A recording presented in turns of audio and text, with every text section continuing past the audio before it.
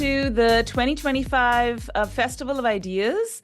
Our theme for this year is creativity and health. It's wonderful that so many of you are here to join us. We're doing something a little bit different with this year. We have 4 separate sessions that are going to feature experts in a specific topic. You are in session 1 of the Torrance Festival of Ideas, and this session is going to be all about creativity and mental health. It's going to have the format of the session is such that we have 3 speakers speaking one after the other. Each speaker will speak for about 35 minutes, and there'll be a short Q&A period for each speaker. So if anyone has questions that are for that specific speaker, you can put it in the chat window. We'll be monitoring it. At the end of the 3 talks, we can have a panel discussion, and we have Professor Roland Vexo, who's the head of English at the University of Georgia here, to moderate for us. Yeah, so we have 3. Our 3 speakers are Anita Jensen, Vicky Karku, and Susan Imus. Dr. Jensen is from the Lund University, Sweden. Dr. Karku is from Edge Hill University in the United Kingdom. And Professor Imus is Professor Emerita from Columbia College, Chicago. And so the person who's going to start this off for us is going to be Professor Karku, who is the director for the Research Center for Arts and Wellbeing at Edge Hill University in England. And she's a renowned scholar and academic in arts and arts psychotherapies. I met her, I can't even imagine. I think it was 10 years ago, Yes. something, for the first time. Time has really swept past, and she did one absolutely fantastic presentation on dance then. So I'm so happy she's able to join us today. She has tons of funding, success, over 10 million from tons of bodies in the UK and the European Union more widely. And she's a core member of the International Creative Arts Alliance, Therapies Research Alliance, and works on commission projects for the WHO Arts and Health Office. She's also an affiliate member of the growing Jamila Arts Health Lab, who's they're a big player now in this particular field of the healing power of the arts. So Dr. Karku is going to talk to us about the arts and art therapies with children and young people. How can current evidence inform future implementation? Lovely to be here. Thank you for inviting me, Anna. It's been a long time since the last time we met in person, right? So I'm going to try to share my screen, which shouldn't be a challenge, but it's always, yes, should work. And you can all see this, I hope. Can you see my screen? Yes. Yes, excellent. So this is sort of a background building of Edge Hill University, which is in the northwest of England, where I'm based. As Anna was saying, I'm directing the Research Center for Arts and Wellbeing that is working very much at international level now, at looking at a number of different things around the arts and arts therapies. We have more recently a lot of work that relates to children's mental health, and I'm going to focus on this one today. I do come from dance, and as much as I can, I bring in research in dance, but today it's not going to be about dance as such, but maybe some references can be made back to that the discussion point. If I move to the next slide, for some reason this is very slow. Here. So just to say very briefly, create a bit of a context. The research center that I'm directing is very multidisciplinary. It has over 30 staff, 3 postdoc fellows, 5 research assistants, 2 project managers, and a lot of contributions made from PhD students as well as colleagues from psychology, computing science, health, arts and health, and arts therapies. We are looking at a number of different things that covers a whole range of art forms. both dance as well as other art forms. So we're looking at art making, music making, drama, and theatre. We're looking at client populations across the lifespan as well. But as we're focusing today on mental health, particularly, I will look at talk a bit about children's mental health and what are the main issues that we're faced with at this point in time, especially after the pandemic.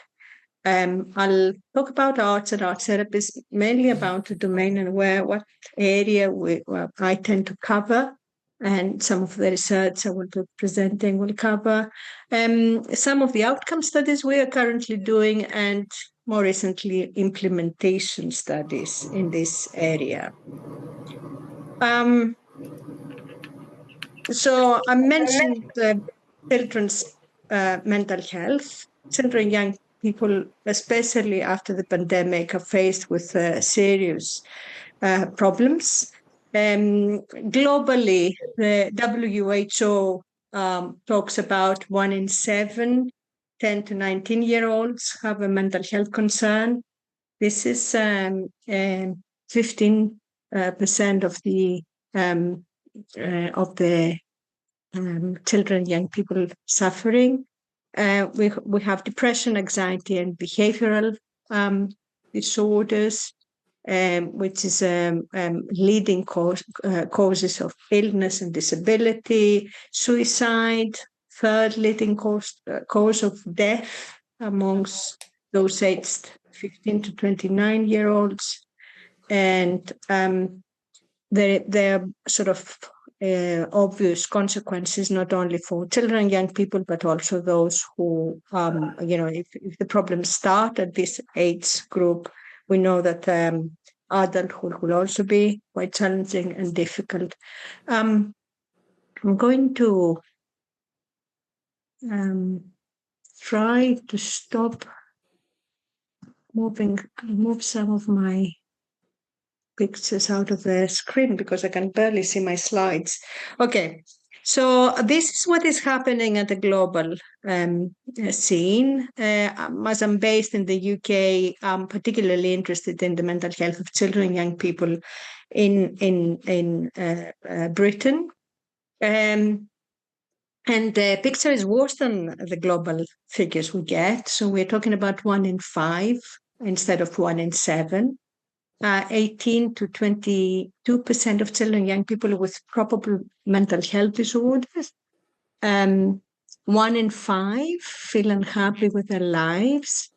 In comparison to other European countries, is the lowest life satisfaction. So you can see that by making a simple comparison, what situation we're faced with here. A lot of exclusions, 35 exclusions per day when it comes to school attendance. Teachers find it very difficult to be in a classroom with some of the children that they are working with and the support that is available. The referrals are made to specialist units and hospitals, but 30% of these referrals are turned away.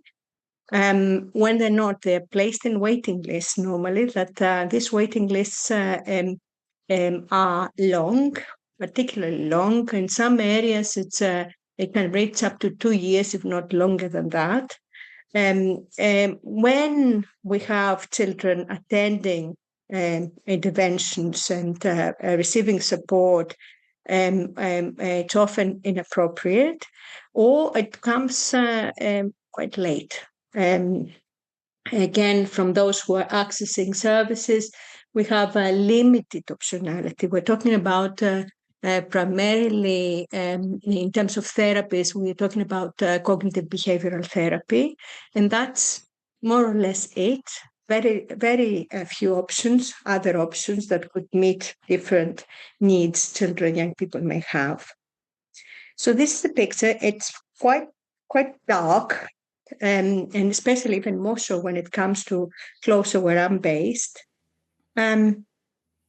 And then we have arts and art therapies, arts-based interventions are available in different pockets in the country. It's not consistently present in all hospitals and in all services, and different. It depends very much on what is the postcode lottery. If you're in a rich place, it's likely that you will have access to arts-based interventions. If not, it's likely that you will not. So the areas I'm covering, I'm not covering everything that has to do with arts-based intervention, although our scope is quite wide. We're looking at arts interventions and programs, including arts therapies. But also when it comes to children and young people, we're looking at therapeutic or educational arts interventions or programs that are facilitated by any number of different healthcare professionals, therapists, community practitioners, or educators. And we're particularly interested in active participation from the participants. So in some of the more recent studies we're doing, we're not including passive arts activities that are self-directed, listening to music, for example, or when there isn't an active involvement or interaction with a professional.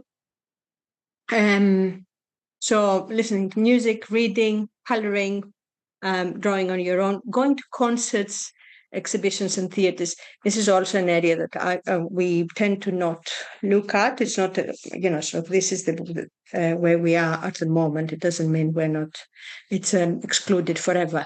It's just we're particularly interested in interventions that are either arts therapies or interventions that are having a therapeutic intent, and it's a facilitated practice. Within this bigger picture, some of the audience and the speakers I know are very experienced in arts therapies, but for those who are not, we're looking at a subsection of this arts engagement and arts-based interventions. This is one definition that came out of my doctoral studies of what arts therapists or art psychotherapists, as we call it in the UK, may stand for. It's the creative use of artistic media as vehicles for non-verbal and or symbolic communication within a holding environment, encouraged by a well-defined client-therapist relationship in order to achieve personal and social therapeutic goals appropriate for the individual. So it's a very intentional intervention. It's not an accidental therapeutic value that may come from arts-making processes. It involves professionals who are trained, and they assess the need of the clients in order to set up relevant therapeutic goals. In the UK, we're talking about art, music, drama, and dance movement therapy as the four main subdisciplines. You see on the side of this slide, there is a book that comes from that doctoral study that looks at similarities and differences between arts therapies, what is common and what's different. That was very much based on a survey of practitioners in the UK, but also looked at the field wider than that. So when it comes to working with children and young people, do we have this arts engagement and arts-based interventions? Do they have positive effects? We have a number of studies, and normally when we're talking about effects, we're talking about randomized control trials. And we have studies that look at children with cancer, asthma, preterm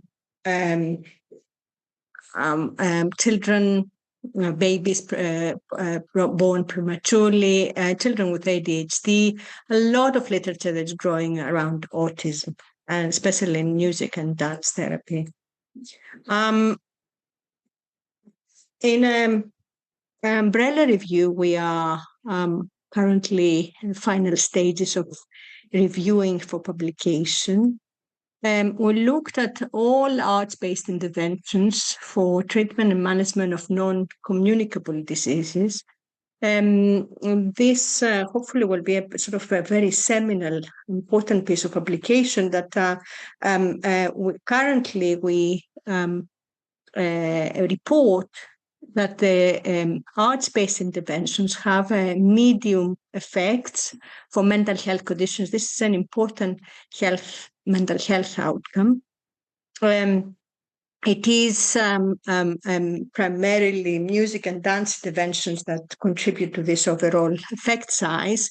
And also there is a critique of this work in that the reviews that this umbrella review is based on were of low methodological quality. However, this didn't look at specifically at the outcomes related to children and young people. So we are in the process currently doing a new systematic review that will address this and looking at the effects of arts-based interventions on health and well-being of children and young people. It will be a systematic review and meta-analysis to see the more detailed, to provide more detailed information, more detailed than the umbrella review provided on what's happening with the effects of arts and arts-based interventions for children and young people. But there is also a sort of very loud message that we need to improve the quality of the studies that are out there that have been created. And from our end, as a research center, we committed to developing this intervention that is the best possible intervention we could develop. We call it Arts for the Blues. And it's a collaboration between the university where I'm based, Edge Hill University, and the University of Salford. It has received a number of funding awards over the last 10 years as we are developing this work. And we followed the Medical Research Council guidelines because these were regarded as important guidelines for developing complex interventions. Arts therapies and arts-based interventions as a whole tend to have a lot of complexity. We did a systematic literature review, workshops and focus groups with the public, workshops and focus groups in primary care services. And then we trained by now over 400 counselors and psychotherapists, including arts therapists, and received feedback while doing this training. So the Arts for the Blues is group work. It's a pluralistic model that draws on a humanistic base but uses different theoretical approaches depending on clients' goals. It's a multimodal approach. It includes movement, of course. As a dance therapist originally, I wouldn't exclude movement from anything I'm doing, but it also spans beyond the more embodied work into mark making, writing words, music making, drawing, etc., as well as talking. And it's a structured framework, but with a flexible content. This is how the Art for the Blues model looks like. So it's a manualized intervention that is often delivered over 12 sessions. It has 4 phases, as you see in the blue boxes. An introduction, working with individual and group strengths, developing addressing personal and group challenges, and a final closing phase. It has 8 ingredients. Each of these ingredients draws from different psychotherapeutic approach, rose from CBT and cognitive behavioral therapy, the first pair, developing relationships and expressing emotions, very much about humanistic thinking. Processing at a deeper level includes psychoanalytic underpinnings, and experimenting with different ways of being and integrating useful material, have references back to integrative psychotherapy and postmodern ways of thinking about psychotherapy. So this has been used in a number of different client populations, but has also been used in schools and with children. So this is an example. I'm going to say a bit more about this. It's an example of Arts for the Blues as a particular manualized model in primary schools in the UK, in the Northwest. It was a pilot randomized control trial that was developed as part of a PhD study. It was a group treatment for children and young people at risk of developing depression compared to treatment as usual.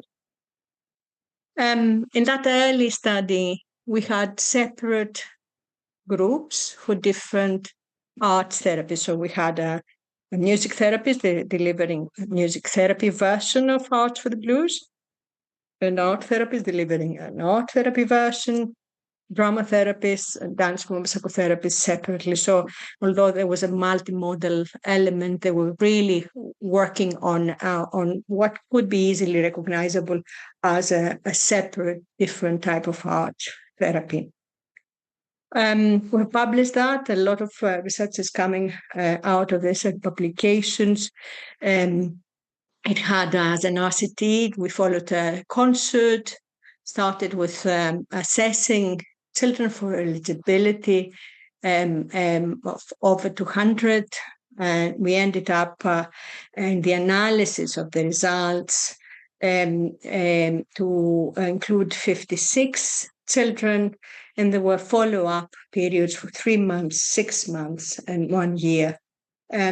Managed to finish the study just before the pandemic, but we cut short the 1 year follow-up because of the pandemic. Children engaged very creatively. These are some images of some of the work that they've done as part of the art therapy intervention. And we found some changes on health-related quality of life. You see the pre-intervention, post-intervention, differences between the control and the intervention. There were not statistically significant differences, but there were some differences. Where we found statistically significant differences were in the life functioning well-being outcome, and particularly the course. We also found that there were differences, and these changes that happened post-intervention for this outcome were sustained immediately after the intervention. 3 months after the intervention was sustained up to 6 months, which was an important finding. We also found there were some differences between the different art therapy interventions, but there were not statistically significant differences. And this created more of an argument that whether it's an art therapy, a dance therapy, a drama therapy, there are enough common mechanisms and factors responsible for therapeutic change to not need to separate these different art forms in order to benefit children the most.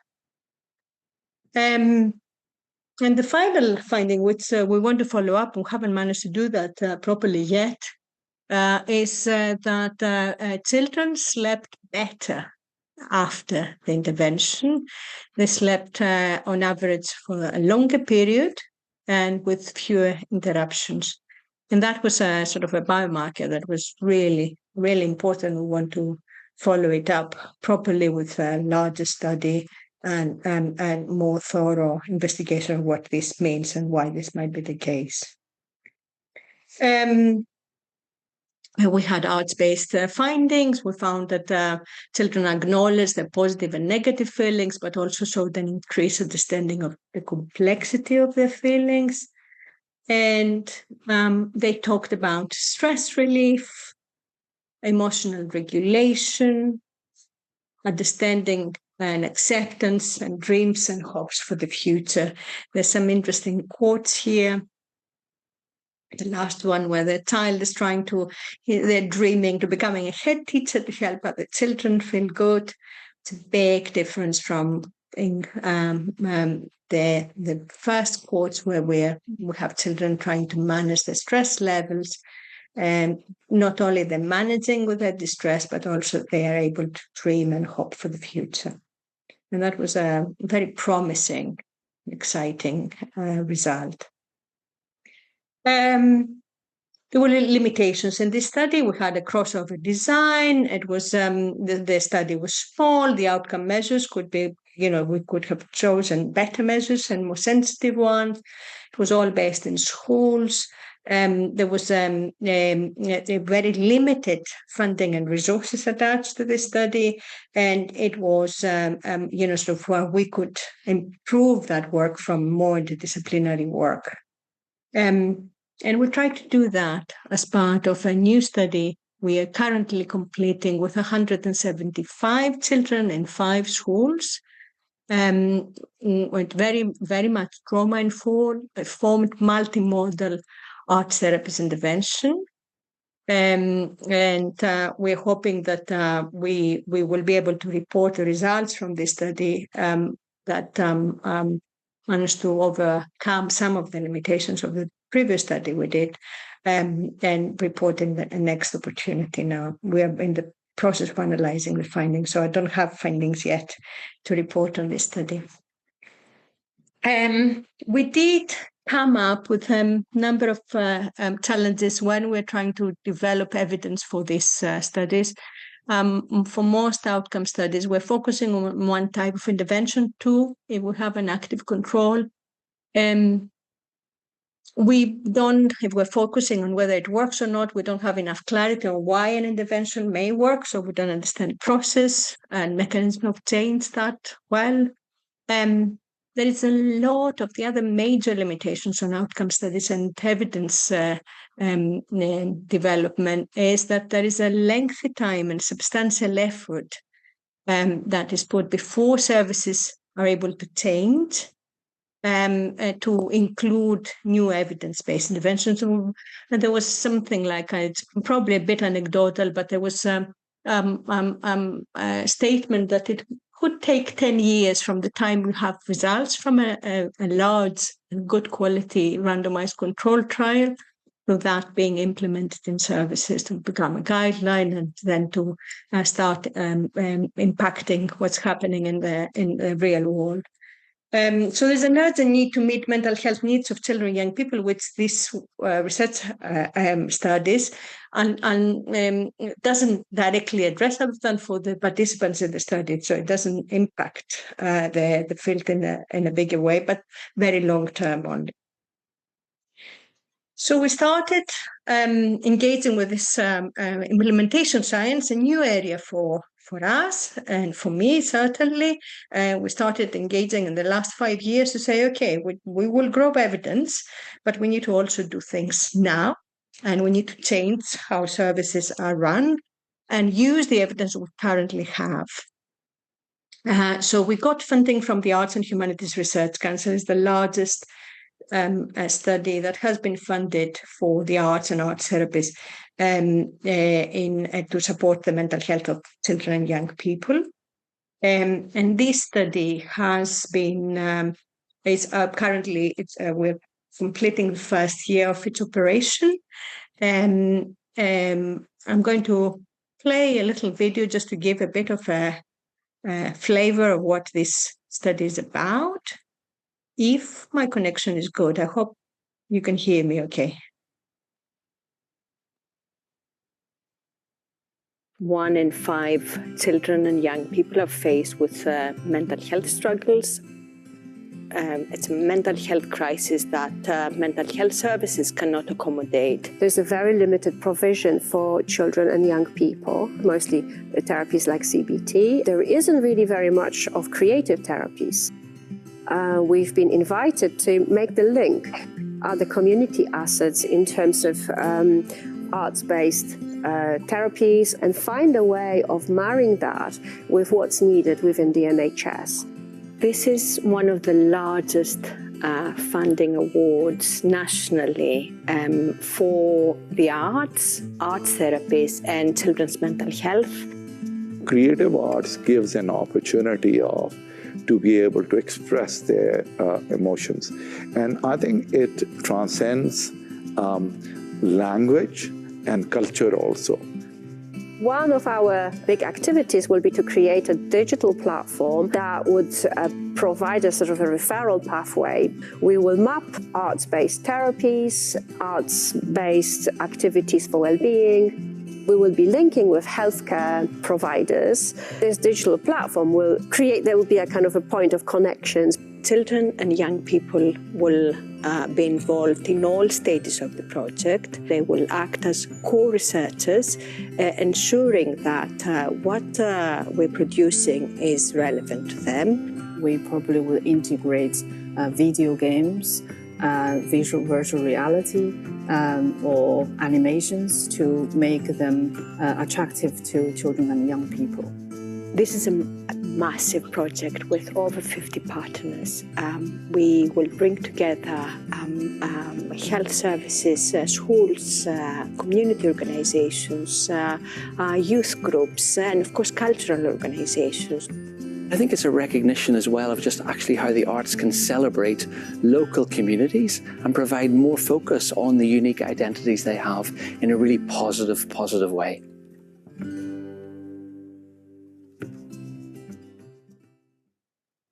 So this is the Arts for Us. This is the research question we're asking. How can best practice and place-based arts initiatives that support the mental health of children and young people become accessible, scalable, and integrated in current service provision tackling health inequality? So we're looking at any possible place-based arts initiatives rather than a specific intervention. These are some of the objectives: to develop a scalable mapping methodology, to establish an agreed evaluation framework, and to test learning in new regions. It is under development currently. As you saw in the video, we're talking about a large number of collaborators, nationally and internationally. Very active involvement of young Arts for Us panel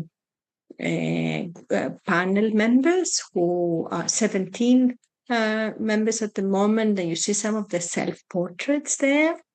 They co-produced the handbook, branding. You see the logo for the Arts for Us, and the values that are included in the handbook.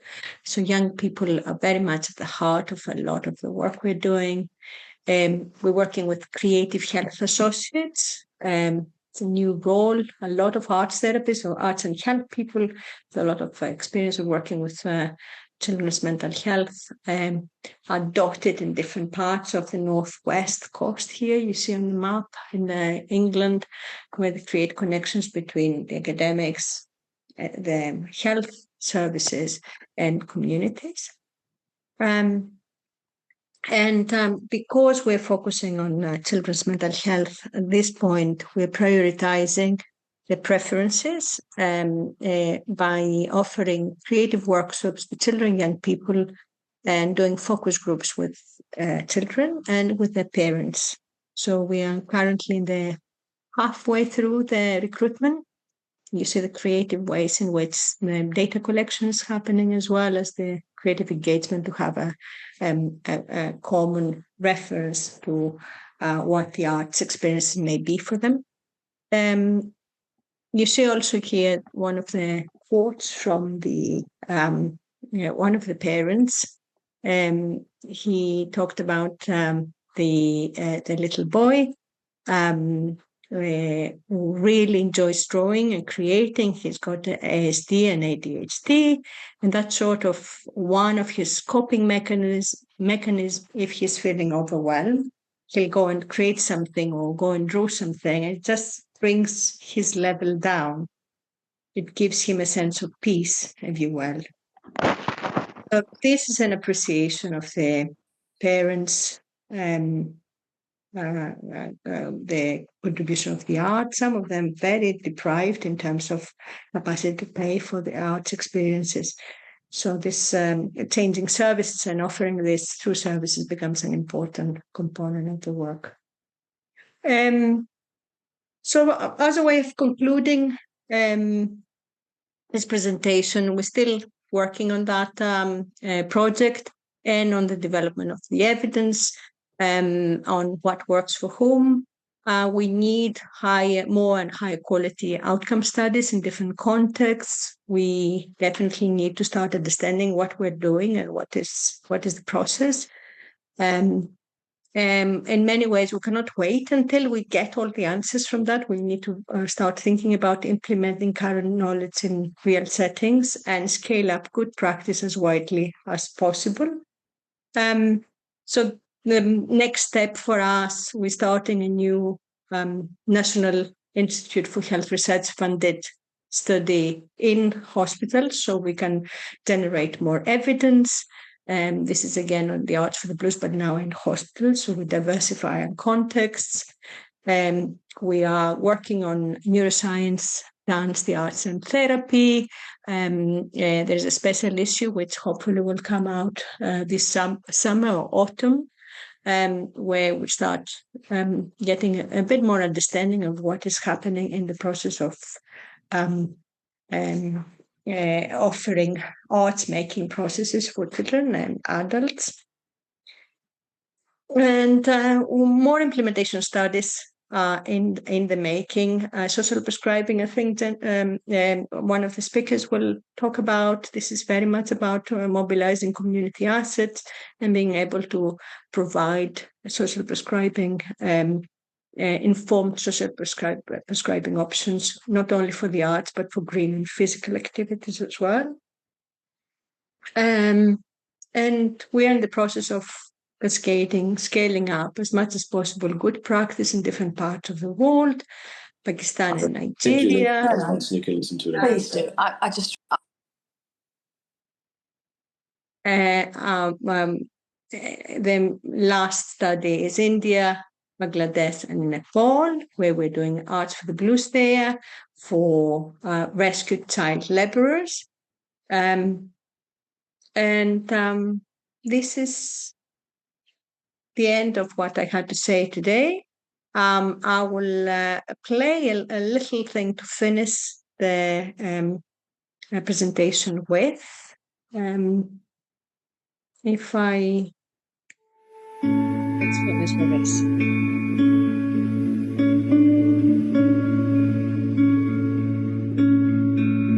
This is from the work in Nepal.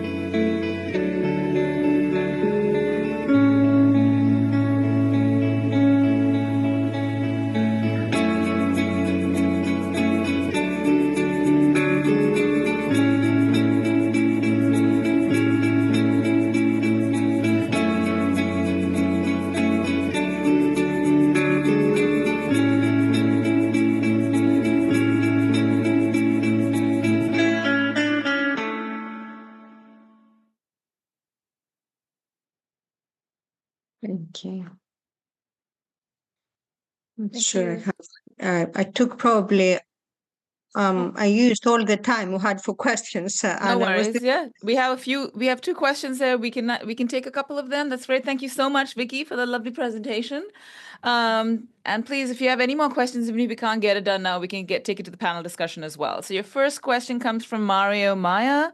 Have you done research on the role of these interventions in other samples, such as older adults? Yes. we started with the Arts for the Blues, for example. We started with adults, where we apparently we started in charities and primary care services in hospitals in the UK. We are currently we've done a lot of studies were under-resourced. Until recently, we received large funding to look at the effectiveness of Arts for the Blues for adults in primary care. So studies, the results will come in 2-3 years from now, I think. We are also working very much within the area of well-being of staff, because we're very aware that it wasn't just the clients that needed support, but also the practitioners, because if they're not well, they cannot provide services that are useful. And the other area that is growing really massively at the moment is working with dementia and older people. So that's another area that a lot of dance-related work there, dance therapy in particular. Wonderful. Okay, we can take one last question. We have Shay Dini asking, is the Arts for the Blues as effective for children who are non-verbal or non-native language speakers? Yes, I would imagine. I mean, we haven't had non-verbal children in the group as an exclusive client population, but we had a lot of kids that didn't speak English as a first language, didn't choose to speak English. They were we had children with selective mutism in there, and we're expecting more people who don't prefer to speak to be in the hospital. And the new studies we're doing in hospitals now, where they will be more challenged for different reasons and they have more intense need. So our hypothesis is that it will be useful because we use nonverbal communication as a primary mode. And they can speak. There was a child, even with the workshop we did with the Arts for Us, was a child who was a selective mute, had selective mutism. And at the end of the workshop, he said, I found my voice now. During the workshop, music did it for me. It was the sound. It was his language. So it was interesting, and could actually reflect and talk about it after a long time. He was choosing not to speak because he created opportunities to find his voice through music in this case. That's beautiful. An alternative way to communicate. That's wonderful. Thank you so much, Professor Karku. We will go to our, we can ask if there are any more questions, just keep them for the panel discussion as well. We can put in as many as possible there. I would love to now move on to our second speaker, who is going to be Susan Imus. I haven't already asked Susan whether it's Imus or Emus, so she can tell me. Imus. I'm sorry for the turnaround a little bit. We've had some tech problems, which is why the speakers have kindly decided to change spots. Susan, thank you so much for being here. Dr. Imus is a professor emerita from the Department of Theater and Dance at Columbia College, Chicago. She chaired the Department of Creative Arts Therapy for 18 years, and she developed whole programs such as the MA in Dance and Movement Therapy and Counseling, Drama Therapy and Counseling, and so on. She's a licensed clinical professional counselor and a board-certified dance movement therapist, and her expertise ranges across multiple domains from pain and stress management, psychiatry, suicide prevention, and wellness in general. So she still currently practices as an artist and teaches a module called Embodiment, A Way to Know Your Patient at Rush Medical College. And she's a principal co-investigator for research projects as well, such as the National Endowment for the Arts funded study from 2024 to 25 called Dance for Health, right? So we're delighted to have her here to give us, tell us as much as she can in this short period of time on all the collective wisdom that she has gained over many, many years. Her talk title is Aesthetic Mutuality, Creating Breeds Creating. Thank you so much. Thank you, Anna. And I really want to thank you for the invitation to be here today to celebrate creativity. It's my passion and something I've ascribed to since I was just a little person. And we're going to look at that effect from our upbringing and our creative arts inspiration and to the development of professionals in our field of arts and health and creative arts therapies. Unlike Dr. Karku, I am not primarily a researcher. I am a practitioner, first and foremost, an educator who has a knack for program development, as well as I would say that I'm a strong educator and so an academician and a theoretician. I'm going to share with you today some theories that I have developed in the creative arts around mechanisms of change. When I say creative arts therapies, I want to just articulate that here in the United States, the creative arts therapies include art therapy, drama therapy, dance movement therapy, music therapy, and poetry therapy. Also, sometimes psychodrama is included, and in addition, expressive arts therapies. So we have that body called the creative arts therapies, and they are somehow situated along with the arts and health movement that's really taking place all over the world. So some of you may be here as artists or practitioners in the healthcare field, and others of you may be educators that have done a lot of work and a lot of training to become a creative arts therapist.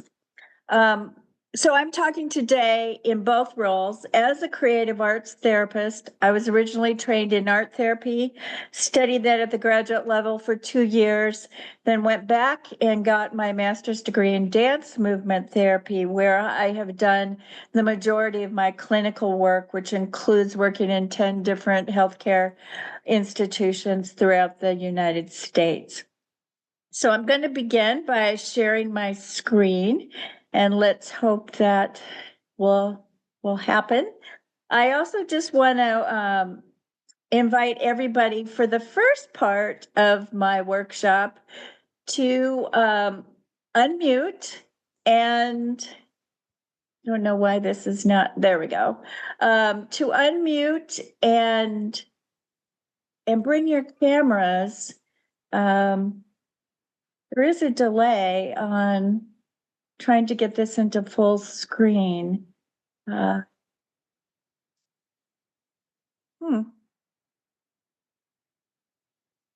not sure why that's not happening. Working earlier, wasn't it? I have, believe it or not, taught online. Let me see if I can find my full screen.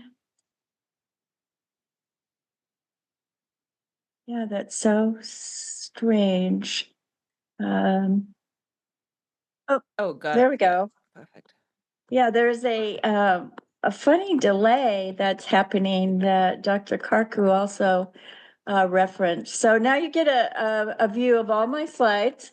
I do have a lot, so I need to get going here. And here we go. As I mentioned, if you would please come on screen, and also unmute your microphones so that we can do what's first on my agenda today, is to participate in a co-creative engagement. I thought I was going to be third here, so I thought we would have heard a lot of talking.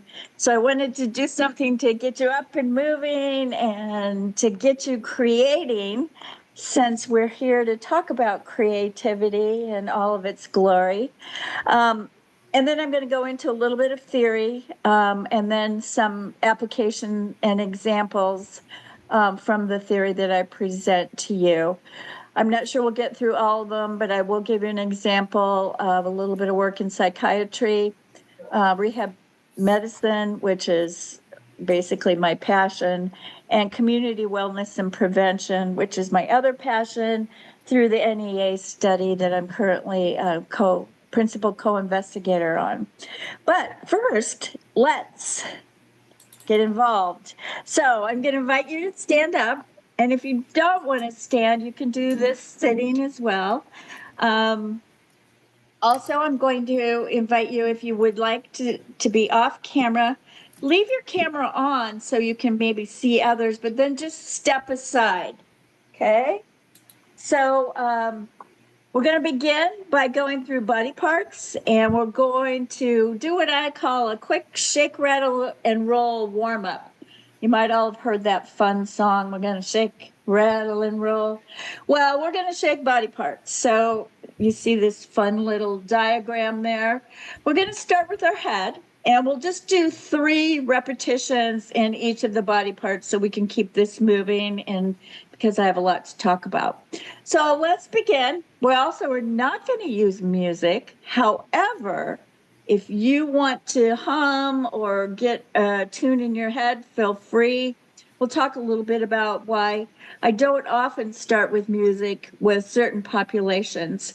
But for right now, let's just go forward and backwards and forward and backwards and forward and backwards and say yes. Yes, this is going to be a fun workshop. Yes. Yes. To some, Yes. Yay. Yes. Yes. To some intention you might have. Yes, I'm going to have a great day. Yes, I'm going to be clear in my communication. Yep. Anything intention. What would you like to say yes to today? Yes to peace. Yes, and yes also to the passing and the condolences for losing our Pope. Also, then let's go side to side. This is our rattle. We started with our shake. Now we're going to go in the horizontal dimension to rattle. Say no. What do you want to say no to? No more war. What else can we say no to? Foolishness. No. That's a good one. Okay. And then let's tilt the head sideways so the ear goes toward the shoulder. And then let's move on to our eyes. So with our eyes, this is actually a glandular yoga exercise that we used to do in the pain center that I was a clinical manager of.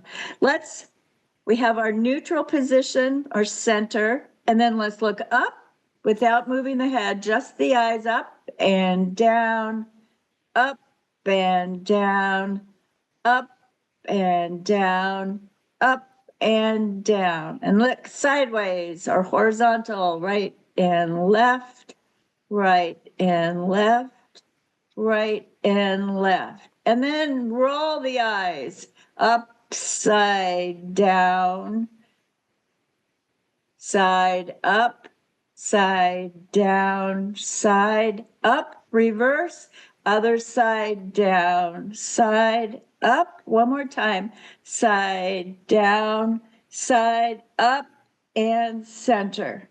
Okay, now let's move into our shoulders. So we're going to shake up, 2, 3, 4, and then alternate 2, 3, 4, and circle 2, 3, 4, and other direction 1, 2, 3. I guess we're doing 4 instead of 3.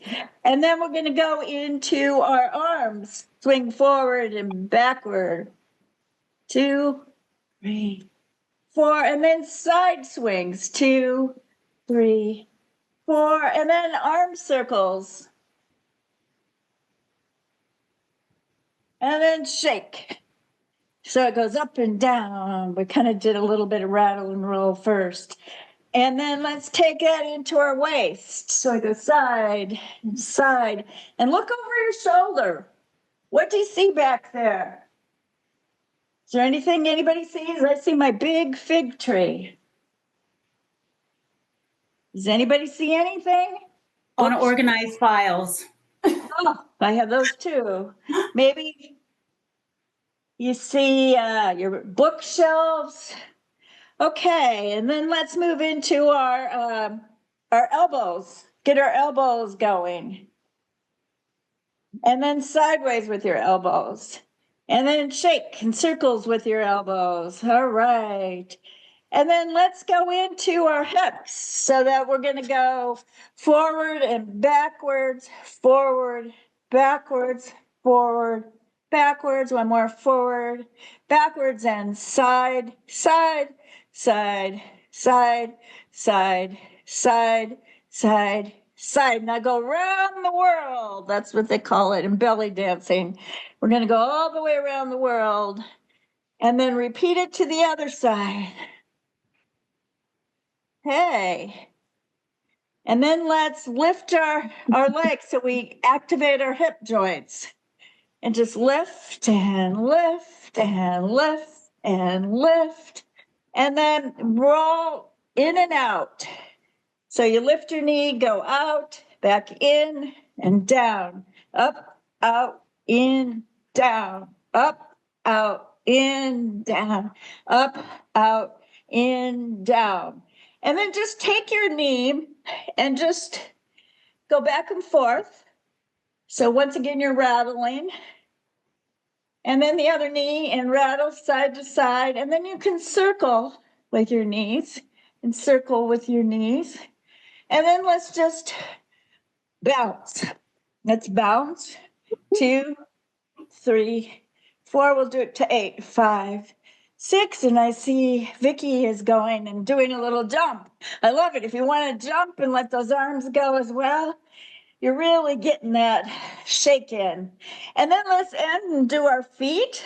We can do feet circles.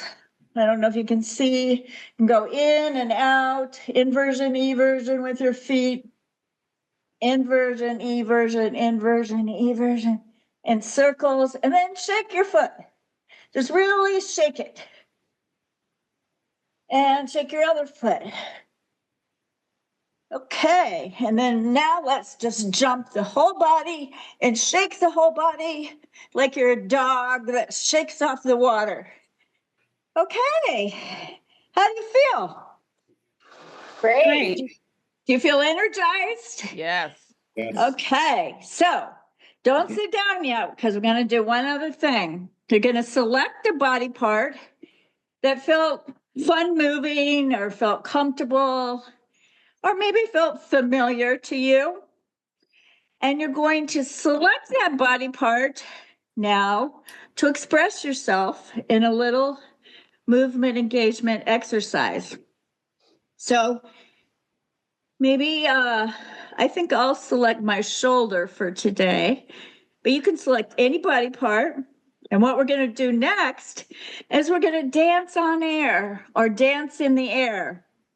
So we're going to create a scribble dance in the air with the body part that you have chosen. You may want to start by just scribbling in the air and or writing your name. Can you write your name with the body part you chose?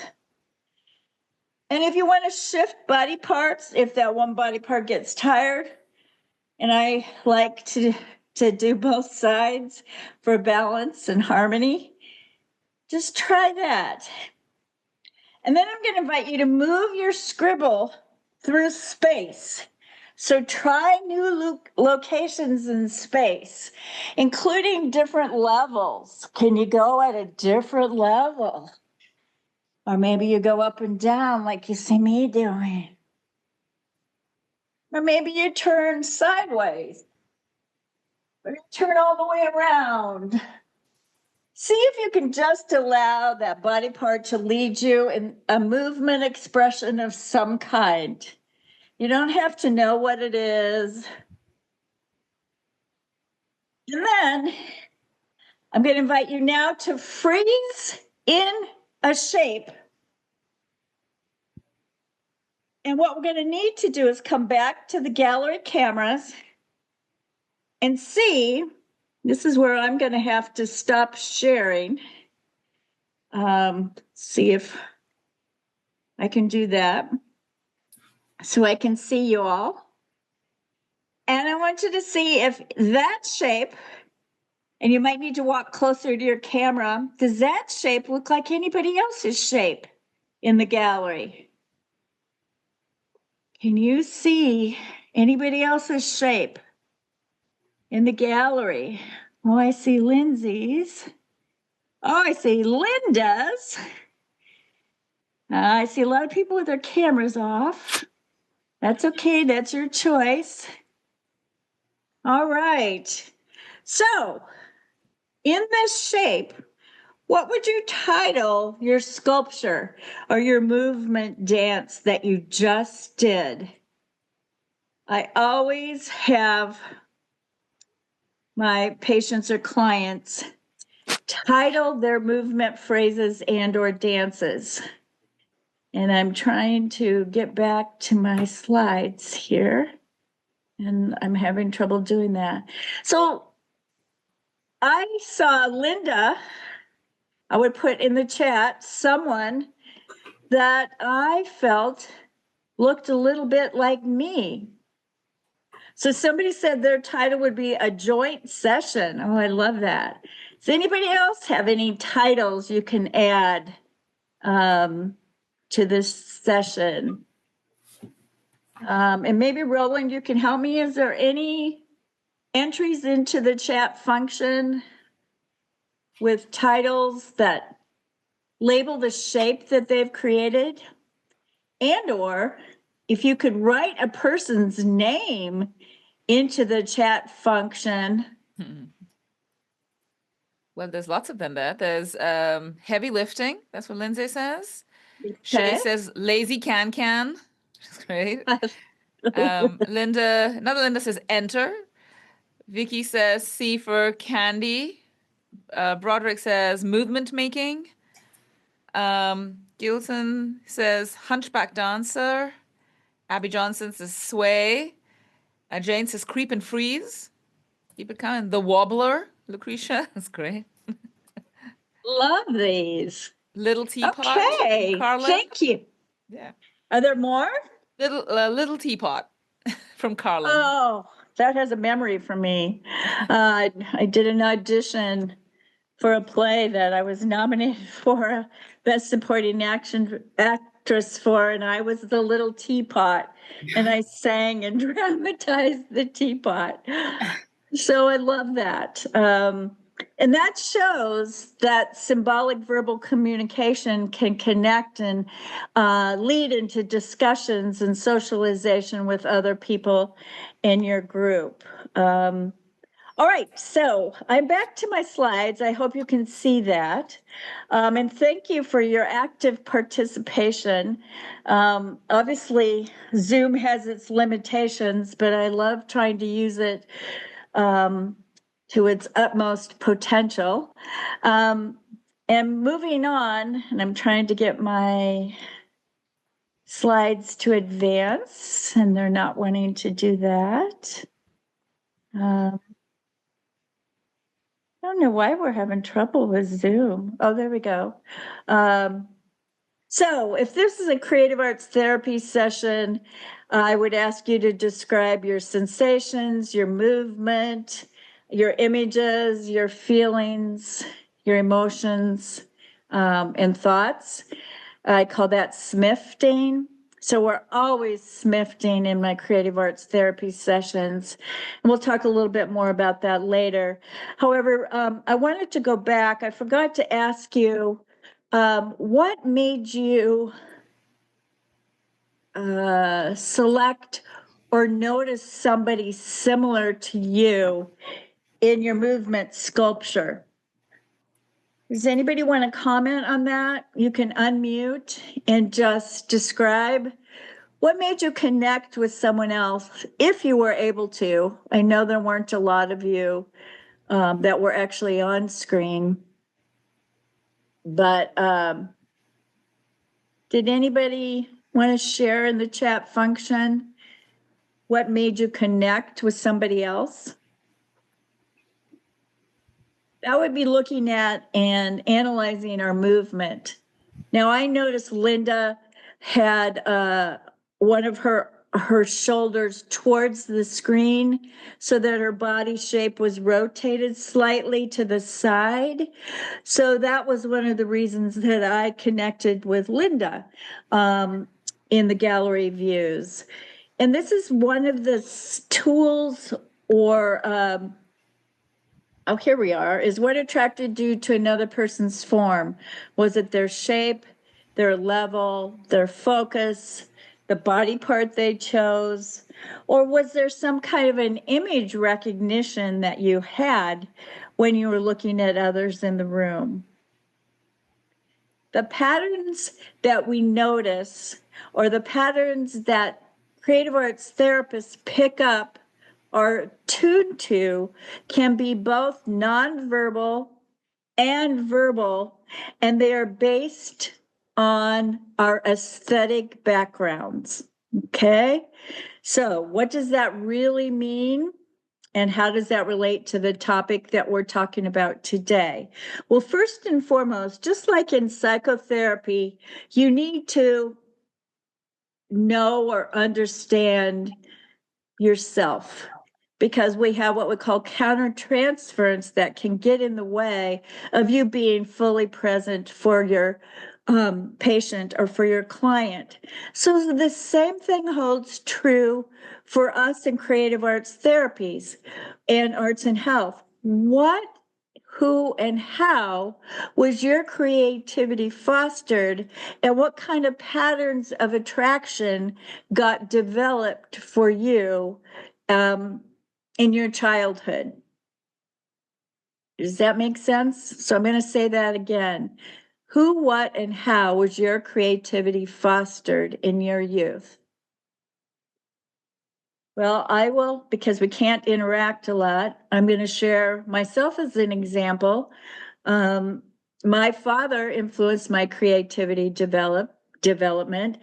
And when my mother took me out of dance classes at the age of 10 for 2 years, it was my father who returned me to dance training. I studied many dance forms, but ballet and character dance were my favorites. I ended up dancing in 3 different dance companies and performed in many theatrical productions. My father also wrote poetry and was an illustrator. And I can recall sitting on his lap at the dining room table doing both with him. So you might want to think and reflect on whom and how your creativity developed. Early influences in creativity development are crucial in understanding the arts therapist's choices in developing, maintaining treatment, and working towards health outcomes with a client.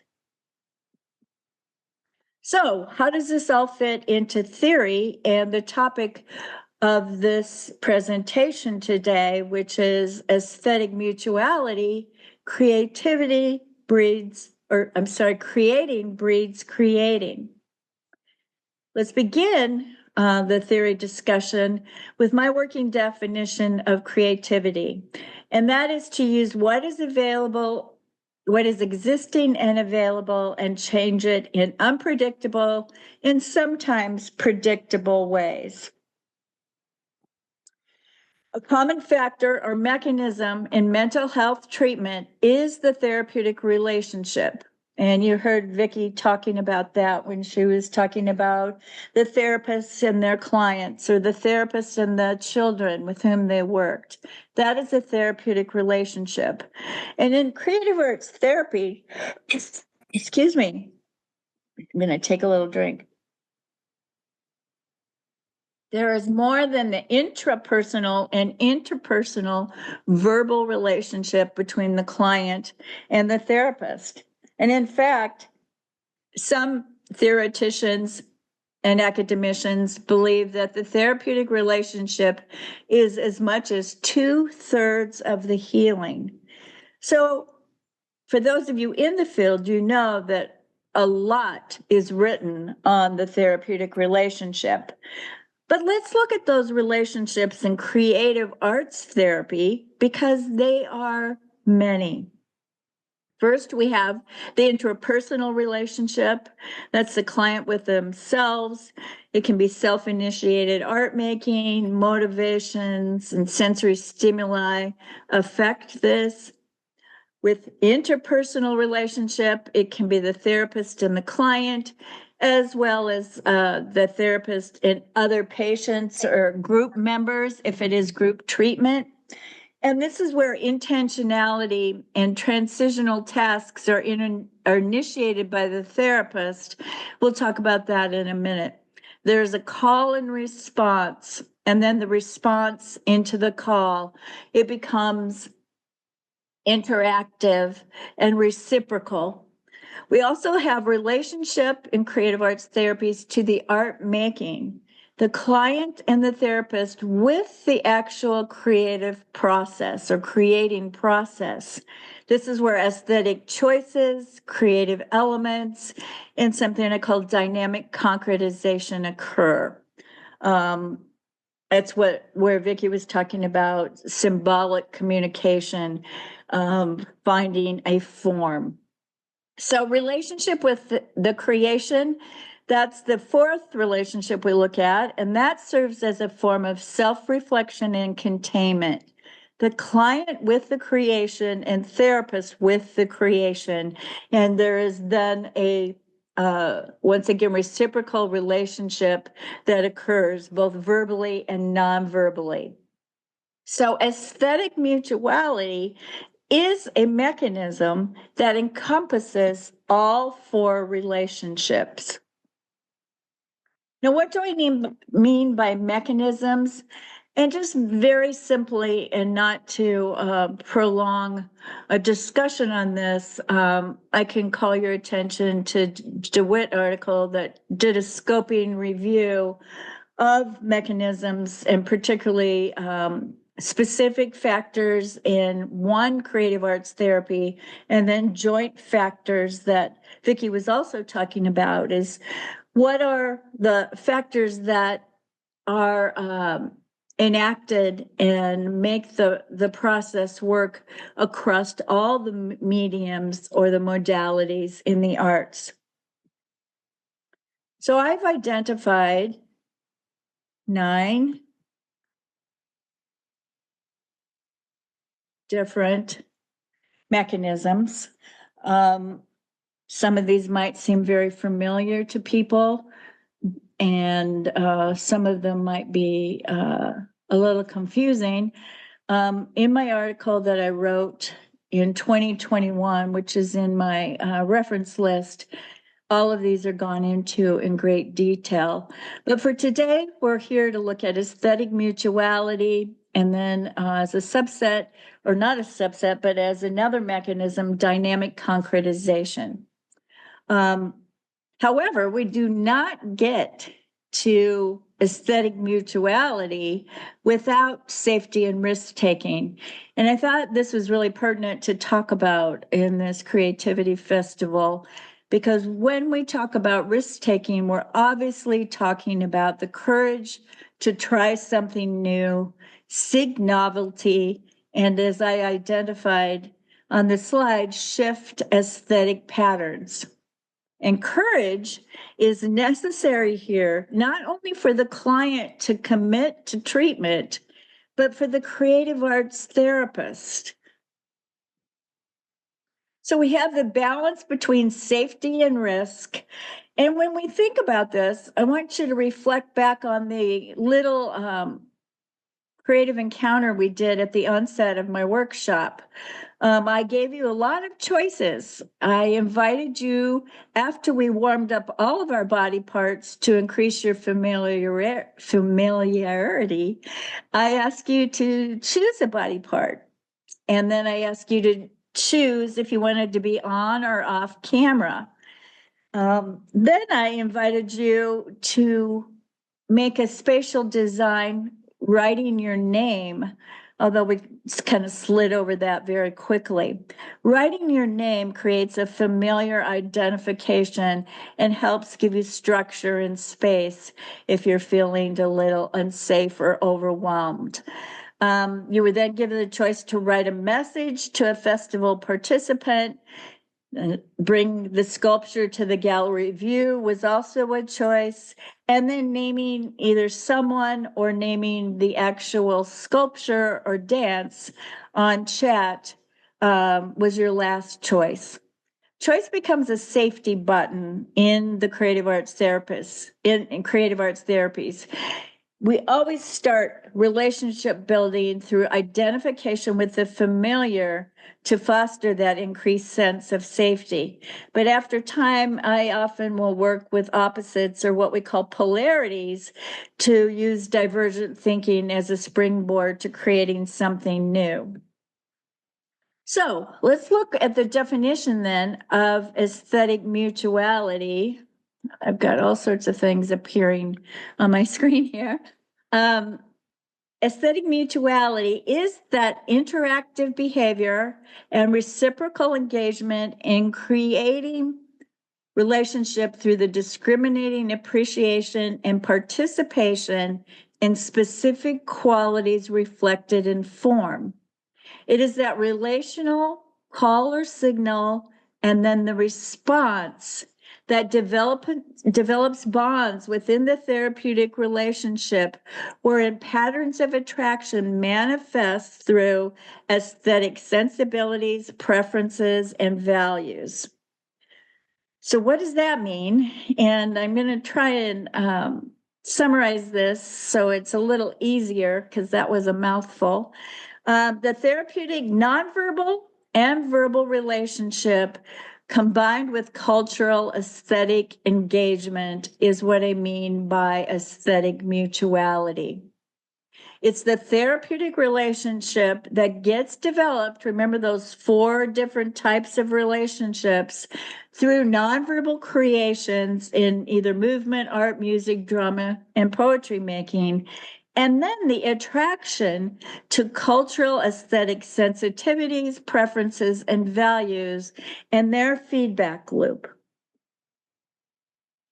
Dynamic concretization, which was listed as that 4th bubble in my flower illustration, that is listed or described as an action-oriented process of making the art, dance, music, etc., through the energetic exchange of feelings, thoughts, sensations, and memories into explicit form.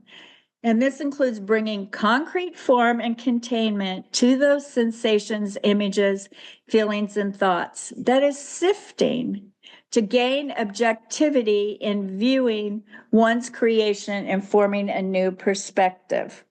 This is a definition, and I'm sorry, I forgot to put the page number on here, from Siegel, Daniel Siegel, and Tina Payne Bryson in a fabulous book called The Whole Brain Child. And he describes our actual process of arts making called that I've labeled dynamic concretization. So let's relate that to what you did today in Dancing In on Air by giving form to images such as your name, messages to others, if you had so chosen, and or I didn't invite you, but think back, there might have been a musical memory if we did this long enough. However, you created a spatial design and a sculpture. That was your concretization. So we know that the mechanisms of aesthetic mutuality and dynamic concretization make up the aesthetic experience in the creative arts therapies. So what do we mean and how do we break down aesthetic mutuality? I mentioned that there are aesthetic sensibilities, aesthetic preferences, and aesthetic values. Because I see we're running out of time, I'm just going to quickly summarize that aesthetic sensibilities are those rhythmically coordinated patterns of signals and calls and their responses that are unmediated by thought and are more reflexive in responding to elementary sensory psychophysical stimuli towards the outcome of comfort. In dance movement therapy terms, we might want to call it shape flow, or we might use something that we call the Kestenberg movement profile, where we see different kind of rhythms that enter in to that relationship, and we sense them, or they become a resonance that we can see and feel, but we don't often and always know this consciously. And that's the difference between aesthetic sensibilities and aesthetic preferences. Aesthetic preferences are more complex aesthetic responses that requires one to employ a predominantly cognitive ability to appreciate and participate in the ways in which stimuli are combined with each other and with other humanly features. Now, that is a quote taken from Dissanayake Ellen, who has done a lot of work in, she really relates to the creative arts therapies. But it's a conscious awareness of our preferred perceptual preferences. So I know I'm very visual first, and then I'm kinesthetic. And then how do those get arranged in my attractions to certain aesthetic preferences? So in dance movement therapy, we call it body knowledge and body prejudice. And what that means is that looking at this, I know my sensibilities and preferences. And just like I mentioned in verbal psychotherapy, the therapist needs to know themselves. Well, dance movement therapists need to understand and know their dance movement self. And this is a way to understand it and to understand how it comes into relationship based on that background and those aesthetic preferences and sensibilities. A quick example is that oral rhythms I'm very attracted to. And I know this surface because in my family of origin, once again, part of my culture, my mother used to rub my pulse point near bedtime to help me fall asleep. And today I still rub my foot in the same rhythm along my bed sheets to help me calm down and go to sleep. I also have to have a rocking chair in my home, and that rocking chair is an oral rhythm. As to aesthetic preferences, I have a direct orientation in space. I'm attracted to visual and direct lines and shapes that bodies make. Think about how I directed you to that earlier today. I also, interestingly enough, trained as a fast-pitch softball pitcher from ages 8 to 16. And I practiced with my father 5 out of 7 days a week, pitching in our backyard, in our suburb in Little Des Moines, Iowa. And I used strong, fast, and direct movements as a pitcher. So today, my strong use of weight and strength and quick use of time are what we call in Laban movement analysis, the rhythm state. So I'm attracted to that use of weight and time. And lastly, aesthetic values. That's the set of consciously discriminated and culturally determined principles, which are meaning laws and rules that underlie the arts therapist's discriminating actions, creating these patterns of attractions. So the general and the specific, the theme of freedom or the laws of freedom. I already explained the laws of symmetry, where if we did something on the right side, we're going to do it on the left side. And that really relates back to my ballet training, where everything If I did it on the right, you had to do it on the left. So I've carried that through into my aesthetic values as I develop my aesthetic mutuality with my clients. Some of the others are flow and novelty that I'm very interested in. Sabina Koch has written about beauty, authentic expression, and the use of touch. My old colleague, Lenore Hervey, talked about freedom, symmetry, and meaning making. Today, I am very interested in symmetry, balance, verticality, and flow. Now, flow is an important aesthetic value in my work because I'm always asking my students, and I'm seeking to create smooth, seamless transitions. And that really means the verbal to the nonverbal back to the verbal.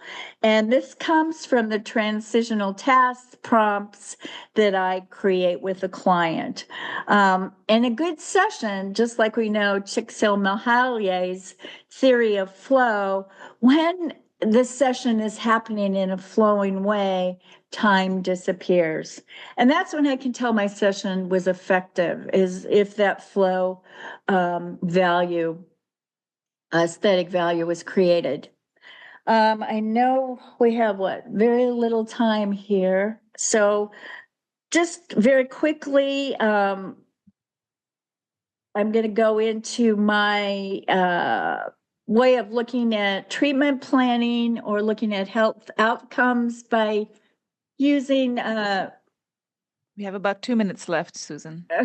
okay, a description by creativity theorist Robert Fritz. He's talking about the tension-seeking resolution is from the present current health situation as observed and appraised through the client's movement, form, and story, their reality into the desired health outcome. So I create interventions that are experiences or creative opportunities for the client to use to take what's existing and available and change it in those unpredictable ways for change to occur towards the client or patient's desired health outcome. So I was going to share with you how this is created in a case study from psychiatry. Real quickly, I just wanted to show you, in addition to biopsychosocial assessments that are required by creative arts therapists, I use something I created called the Creative Interest Inventory. This is a quick look at it, and it very quickly assisted me once my 35-year-old suicidal patient in an inpatient secure hospital filled this out. And I used her images to develop that relationship. And some of the images included in some of the favorite artistic engagement included the Polish train poem and Dr. Zhivago movie. That helped us lead into a discussion and then a movement engagement session or two about the patient's cultural background. And her cultural heritage was pertinent to some of the diagnostic criteria that she was struggling with. And the patient, therefore, was reassigned to me as part of the treatment team as the lead therapist, because the psychiatrist was not able to develop that therapeutic relationship that he so desired to make any kind of progress toward the patient's health outcomes. So he came to me for the updates and assigned me as the lead therapist because of the quick relationship I was able to develop through these aesthetic cultural engagements in nonverbal and verbal communication. So we have to stop.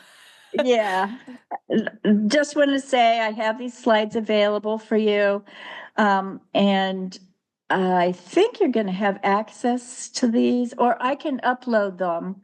That will describe the study that I'm currently working on and how we're looking at the difference between active engagement in dance and receptive active engagement in dance.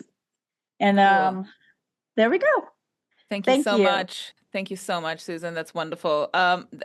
People are very excited about what you've had to say, and as am I. I think we can keep thinking about questions going forward or take into the panel.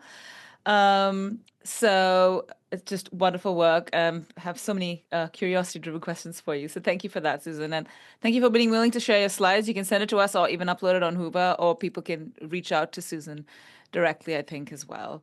Yeah, here's one of my new emails that I'm using for my Wellness Collective.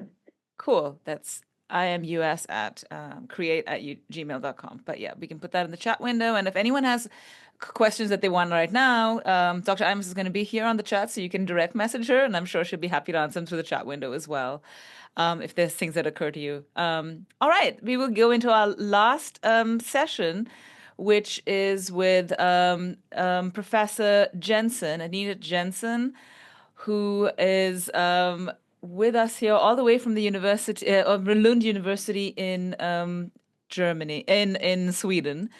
Anita, are you? I'm going to try and Yes, find you. can you There hear you me? are. Yes, there you are. Hi, welcome. We had some technical issues, but I hope it's going to work out now. You can try and share your slides while I'm introducing you, Anita. So Dr. Jensen is an arts and health strategist in primary healthcare. And she's a member of the research group Social Medicine and Health Policy at Lund University in Sweden, and an associate professor at Nord University in Norway. So she's across 2 different countries, an extremely prolific scholar in the field of arts and health. She's the editor of the Nordic Journal of Arts, Culture and Health, and has published books, numerous research articles, and reports about the health and well-being benefits of arts and cultural engagement. So in addition to this, she's done lots of projects, including the psychosocial impact of arts on prescription, population studies, and is a key individual in developing regional arts and healthcare strategies. I'm absolutely delighted that she could join us today. I know how busy she is and how it's difficult to get her to because she's so in demand. So I'm so happy she could make it. Her talk title is Healthier Together: Arts on Prescription for Mental Health and Wellbeing. Thank you, Anna. I'm going to ask you to share the slides because I'm having difficulties again. Okay, I will do it right now. Can everybody see my screen? Yes? Perfect. Okay. Thank you. So this is going to be a little bit not as smooth as I expected because I'll have to ask Anna to change the slides every time we get to that point. So yes, I am working across Sweden and Norway with questions about arts and health, and I'm working in primary health care. And thank you very much for inviting me to present at this fantastic festival. And I'm going to present some findings from arts on prescription interventions across the globe. And I will also be zooming in on a specific study that I've been working on for the past 3 years. So if you could change the slide, please, Anna. So although the Nordic primary healthcare systems are considered to perform well compared to other countries, we are currently facing challenges in delivering primary healthcare due to our populations.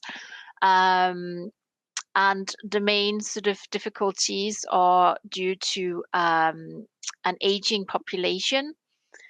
It is because of an increased prevalence of chronic diseases, which includes mental health problems. There's a decrease in length of hospital stays, which means that there's more demand on primary health care. Difficulties in recruiting GPs or general physicians, nurses, and other healthcare staff, especially in rural and remote areas. We also have staff burnout, stress, and a lot of people in the healthcare sector ends up on long-term sick leave. So what can we do apart from creating a better healthcare system? We can also look at different ways of signposting patients. So social prescribing, which Vicky also mentioned, is designed to support people with a wide range of social, emotional, and practical needs. And many schemes are focused on improving mental health well-being. Those who would benefit from social describing themes include people with mild or long-term mental health problems, people with complex needs, people who are socially isolated, or those who have long-term conditions who frequently attend either primary or secondary health care. For example, signposting people who has been diagnosed with dementia to local dementia support groups could be something that is possible through social prescribing. And social prescribing can include a diverse range of clinical of non-clinical interventions such as educational classes, food subsidies, housing navigation, cultural engagement, and different peer-run social groups. And it can also include nature-based activities. Next slide, please. So let's just start reminding ourselves what arts and prescription is. Arts and prescription is a form of social prescribing. It's mostly, patients are mostly referred through their general physician, but also sometimes through the job center, through a social worker, through a link worker, or other community connectors. It's usually for individuals experiencing mental health problems, mostly anxiety, stress, or depression, but also for individuals who may be socially isolated. It's usually group-based activities alongside and given alongside other treatments, and programs have a variety in lengths and in content also. So in order to better understand, next slide please.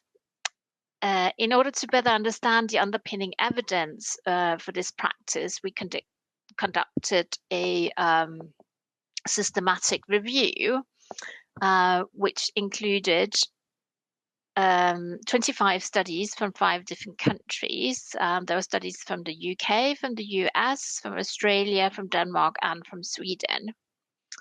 There we found that there were 10 qualitative studies, 8 quantitative studies, and 7 studies with mixed method approaches.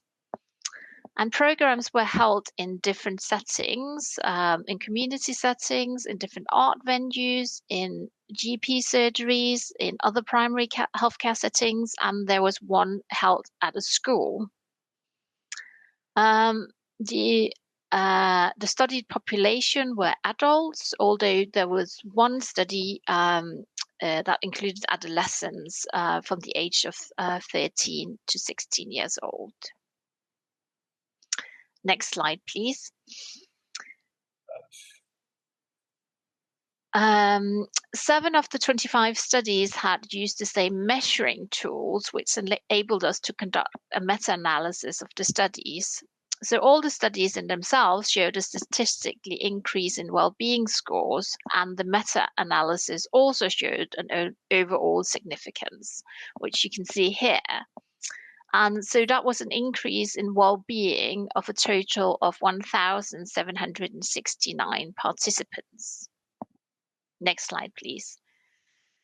In the study, we also conducted a thematic analysis of the qualitative outcomes, which resulted in the themes, psychosocial benefits, social benefits, and progression opportunities.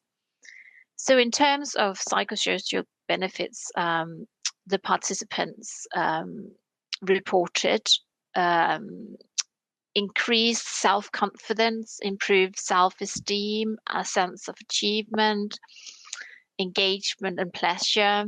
They also, for a moment, could forget about their worries and concerns. In terms of social benefits, they reported social connectedness, improved social skills and interaction, development of meaningful relationships with others, increase in social confidence, sharing experience, and normalizing some of the emotions that they had. In terms of progression opportunities, ability to determine a new future, expanding worlds and accessing new worlds, assuming and sustaining new identities, positive health promoting changes in life, joining new activities and gaining new directions were some of the things that were reported. New slide, please. So based on the analysis of the 25 studies, we identified some barriers for practice. Some of the barriers were physical, so that was in terms of transport, getting yourself to the venues. It could be language that you didn't speak, that you had a different native language and it was difficult to follow. Mobility, that you didn't have the sort of physical mobility that's required to participate in the activities. And some participants simply were too ill also to participate in this community intervention. There were also barriers in terms of psychological aspects, and that was about engagement. For some participants, it was difficult to engage in arts activities. They preferred medical solutions, and some participants considered art as elitist also. We also identified some social barriers. In some groups, there were bad group dynamic, which made it difficult to feel safe in the groups. And also there's still stigma attached to participating in group activities for mental health well-being. Systemic, we identified that there was a lack of awareness amongst health professionals about these activities. And also there was a lack of support at the end of the program for the participants, and of course funding to make the activities sustainable. We also recommended we made some recommendations for future research. Specific measures for anxiety, depression, and loneliness were lacking. Many of the studies we looked at were just looking at well-being. Also, another aspect that was important, which was lacking in the studies, is how arts programs were designed to match participants' needs and preferences. Many of the programs were described quite poorly also. And also longitudinal research and research with comparison groups were lacking. So that's something we recommended for future references or for future research. Next slide, please. We have also conducted other studies relating to arts and prescription. A study examined the perspectives of healthcare professionals that have referred patients to AOP projects from different parts of Sweden. And here the participants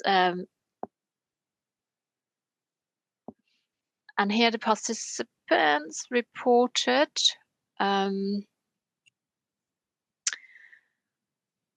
they reported a need for more holistic approaches to treating people with mental health problems.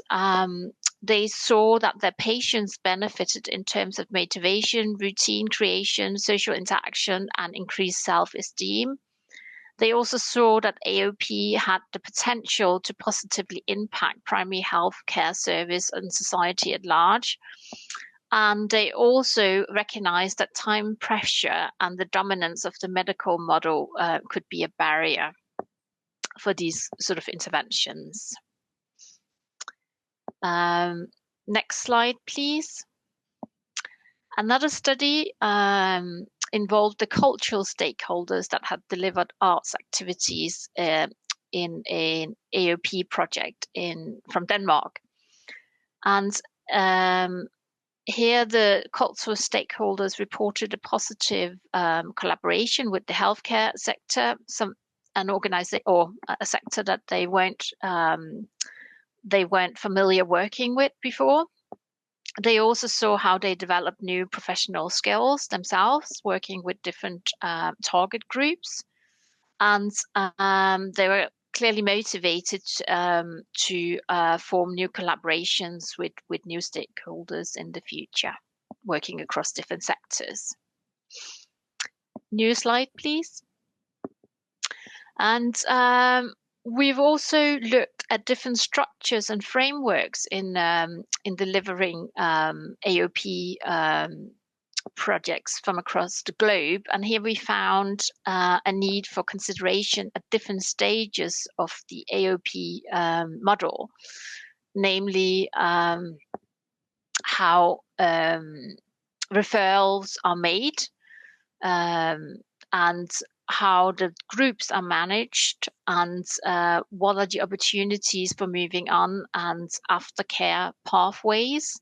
And also we saw a priority for development of some guidelines for this sort of intervention. Next slide, please.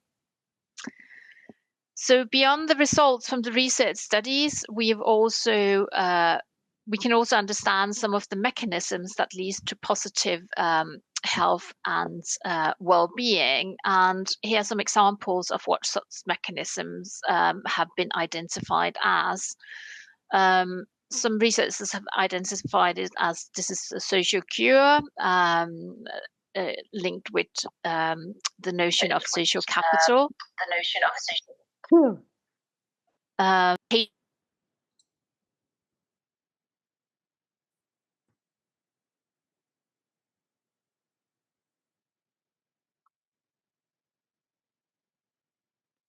We can't hear you anymore, Anita. I think you're muted.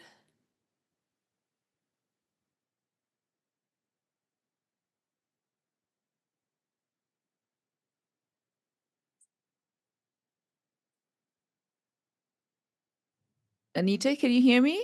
You've muted. You'll have to unmute yourself.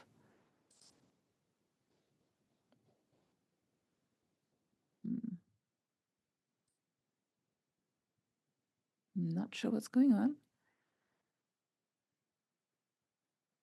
Can you unmute? I'm trying to. It's not letting me. Oh, there she goes. Anita, can you hear me now? I can hear you. Okay, cool. I think you just became muted, so you'll need to just repeat what you were saying here a little bit. Was it just from this one here? The slide? Yeah, just like the past. Yeah, just the slide. Okay, sorry about that. No.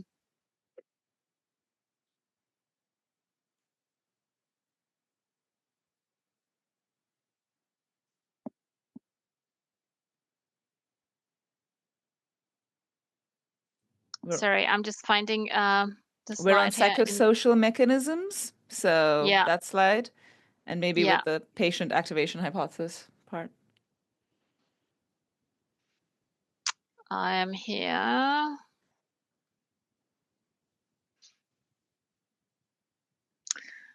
Yes. Other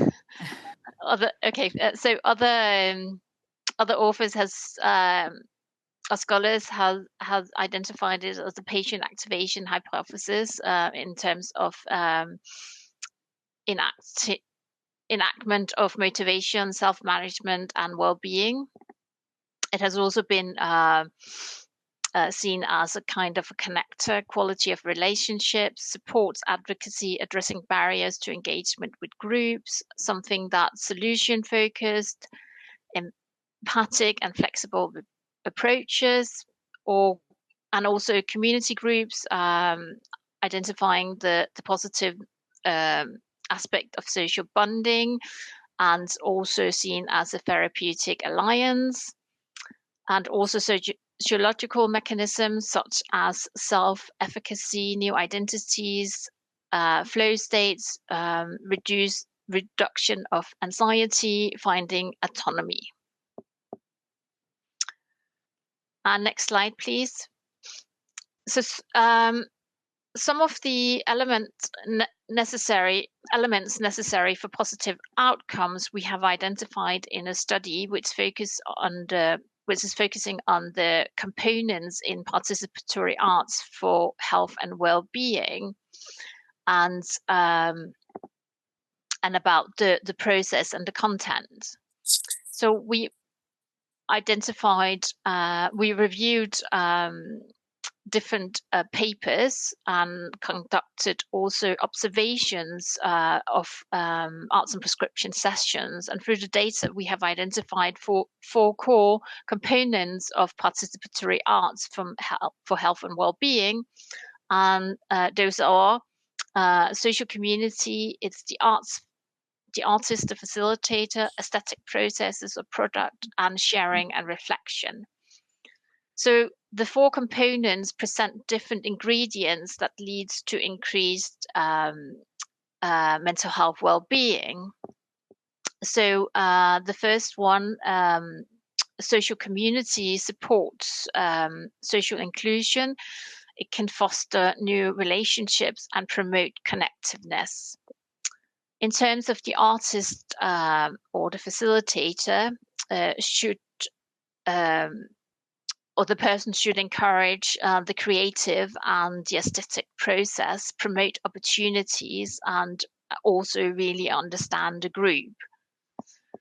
In terms of the aesthetic process or the product, the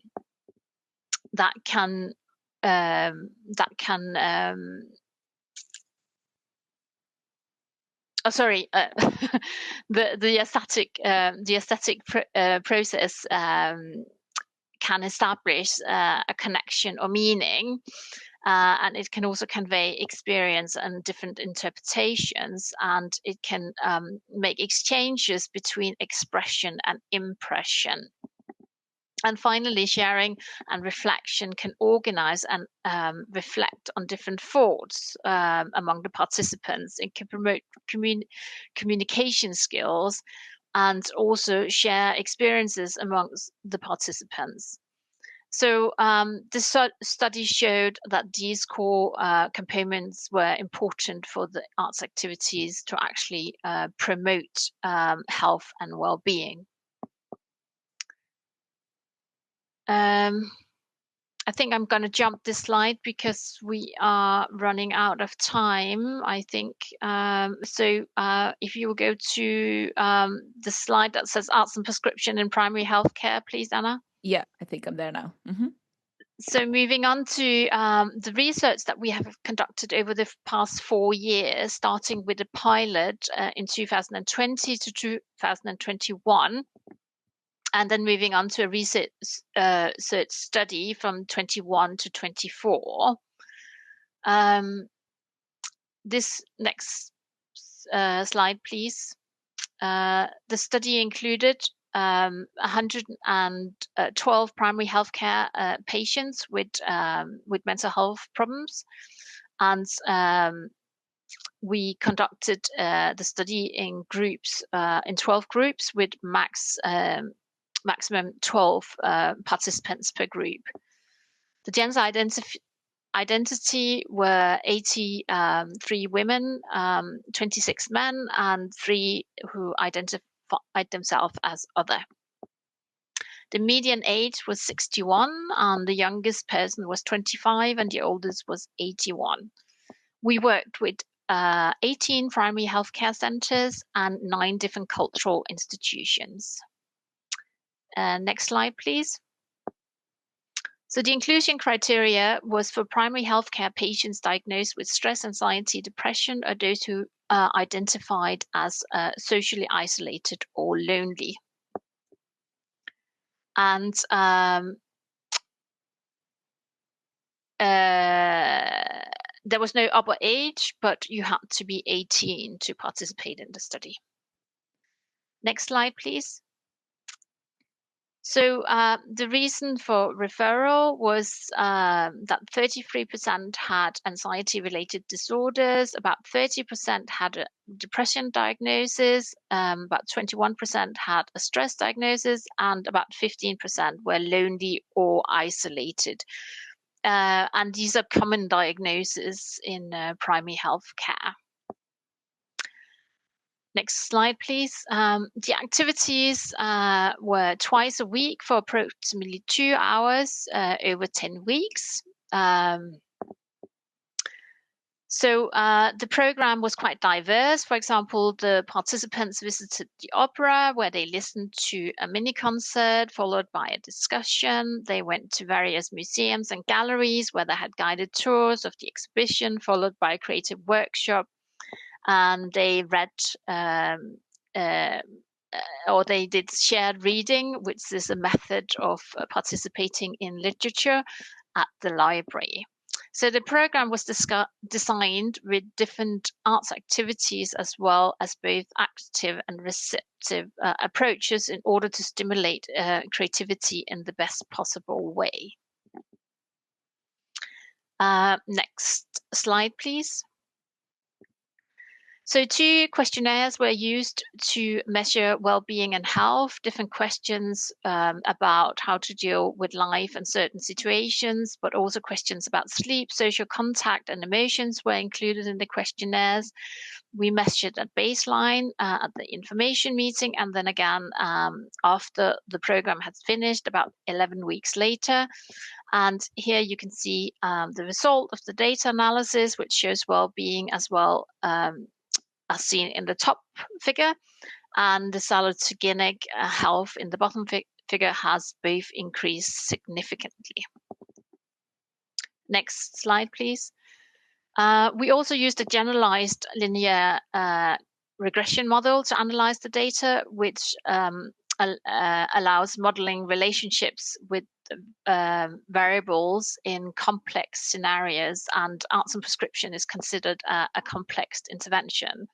So the analysis showed other important results, which is that women and participants with poor self-rated health, those who had had most contact with health service in the past year, those who had had other referrals from primary health care, and those who had no previous arts and cultural engagement were the ones who benefited most from this.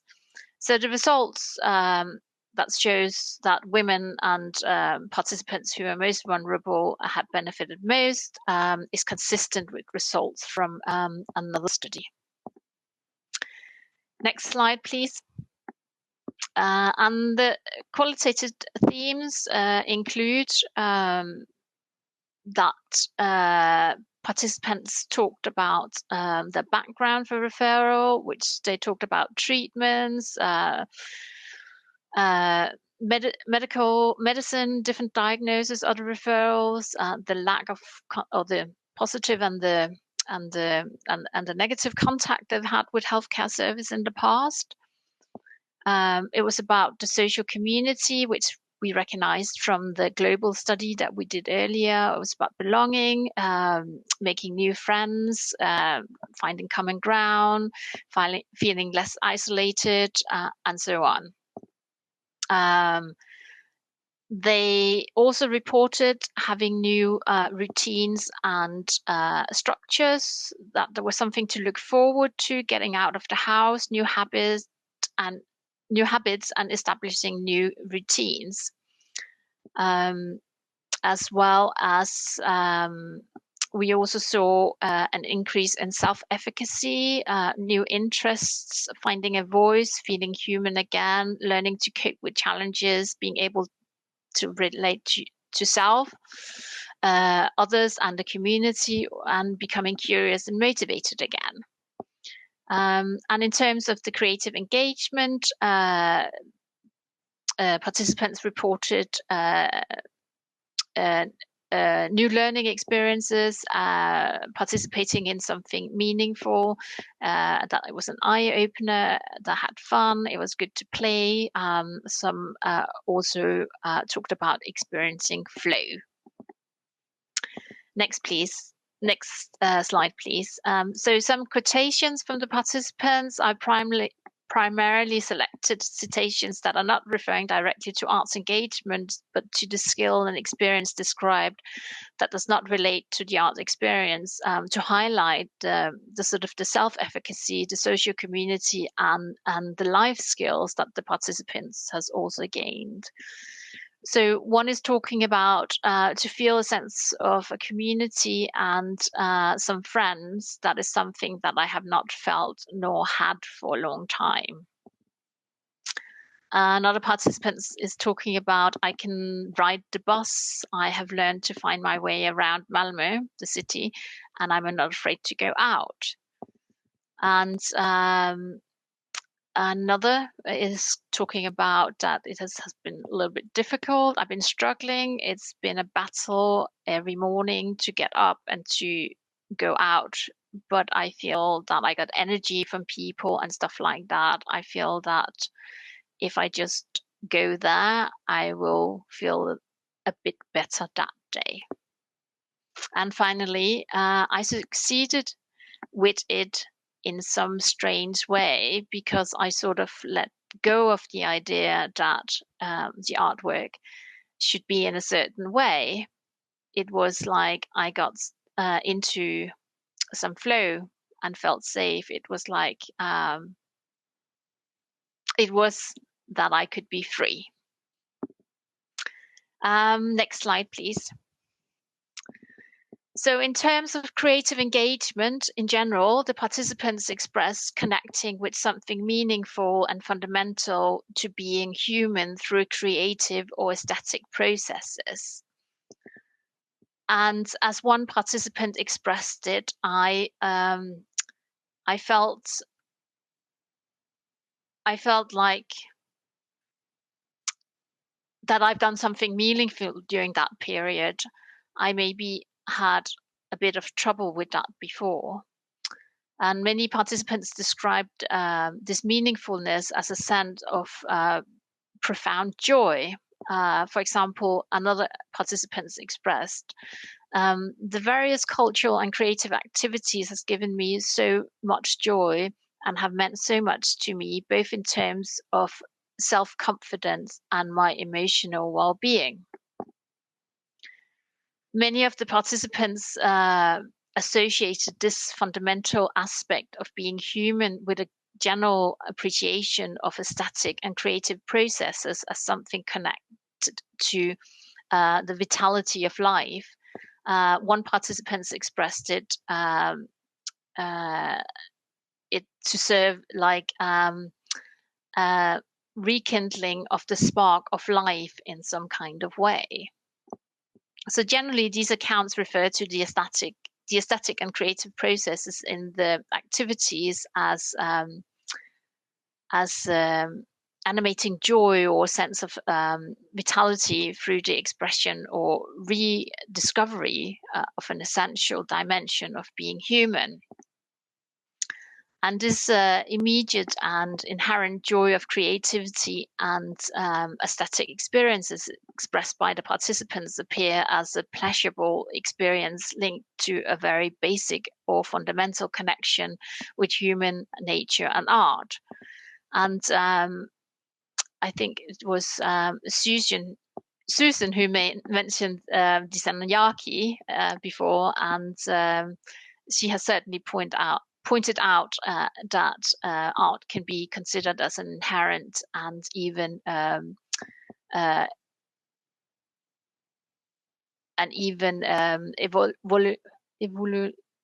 can't say that word right now.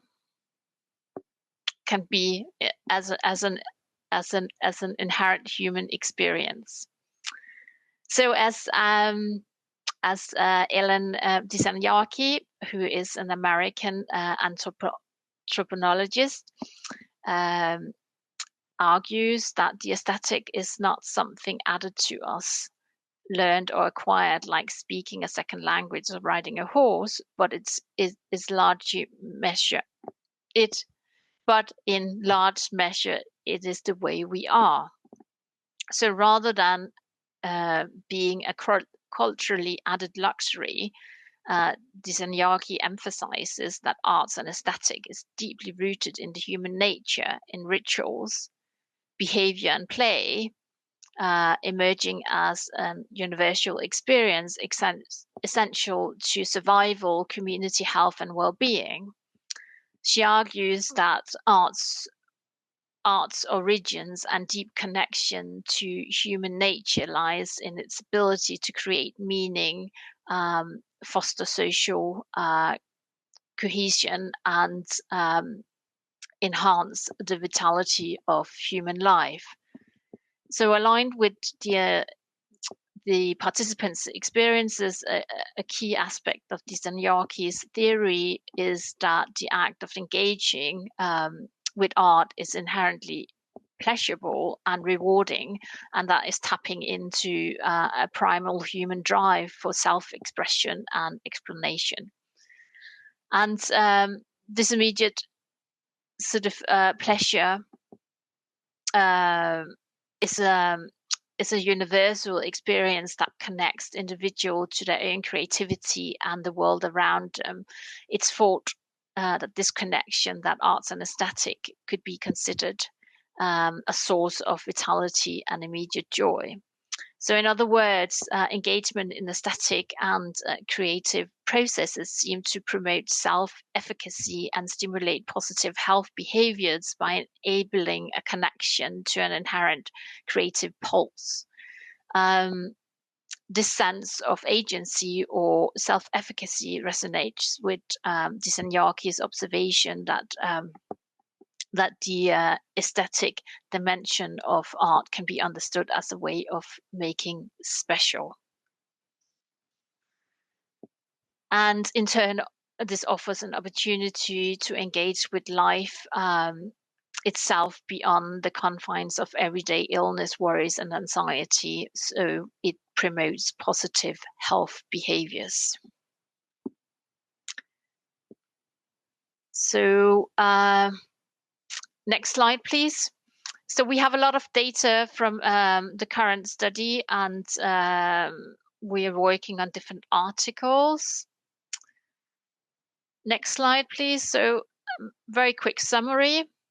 Arts on prescription has the potential to improve well-being and reduce social isolation through non-clinical pathways. It has multiple mechanisms and that can be explained as psychosocial well-being, the social cure, participant activation, and different psychological aspects and expression.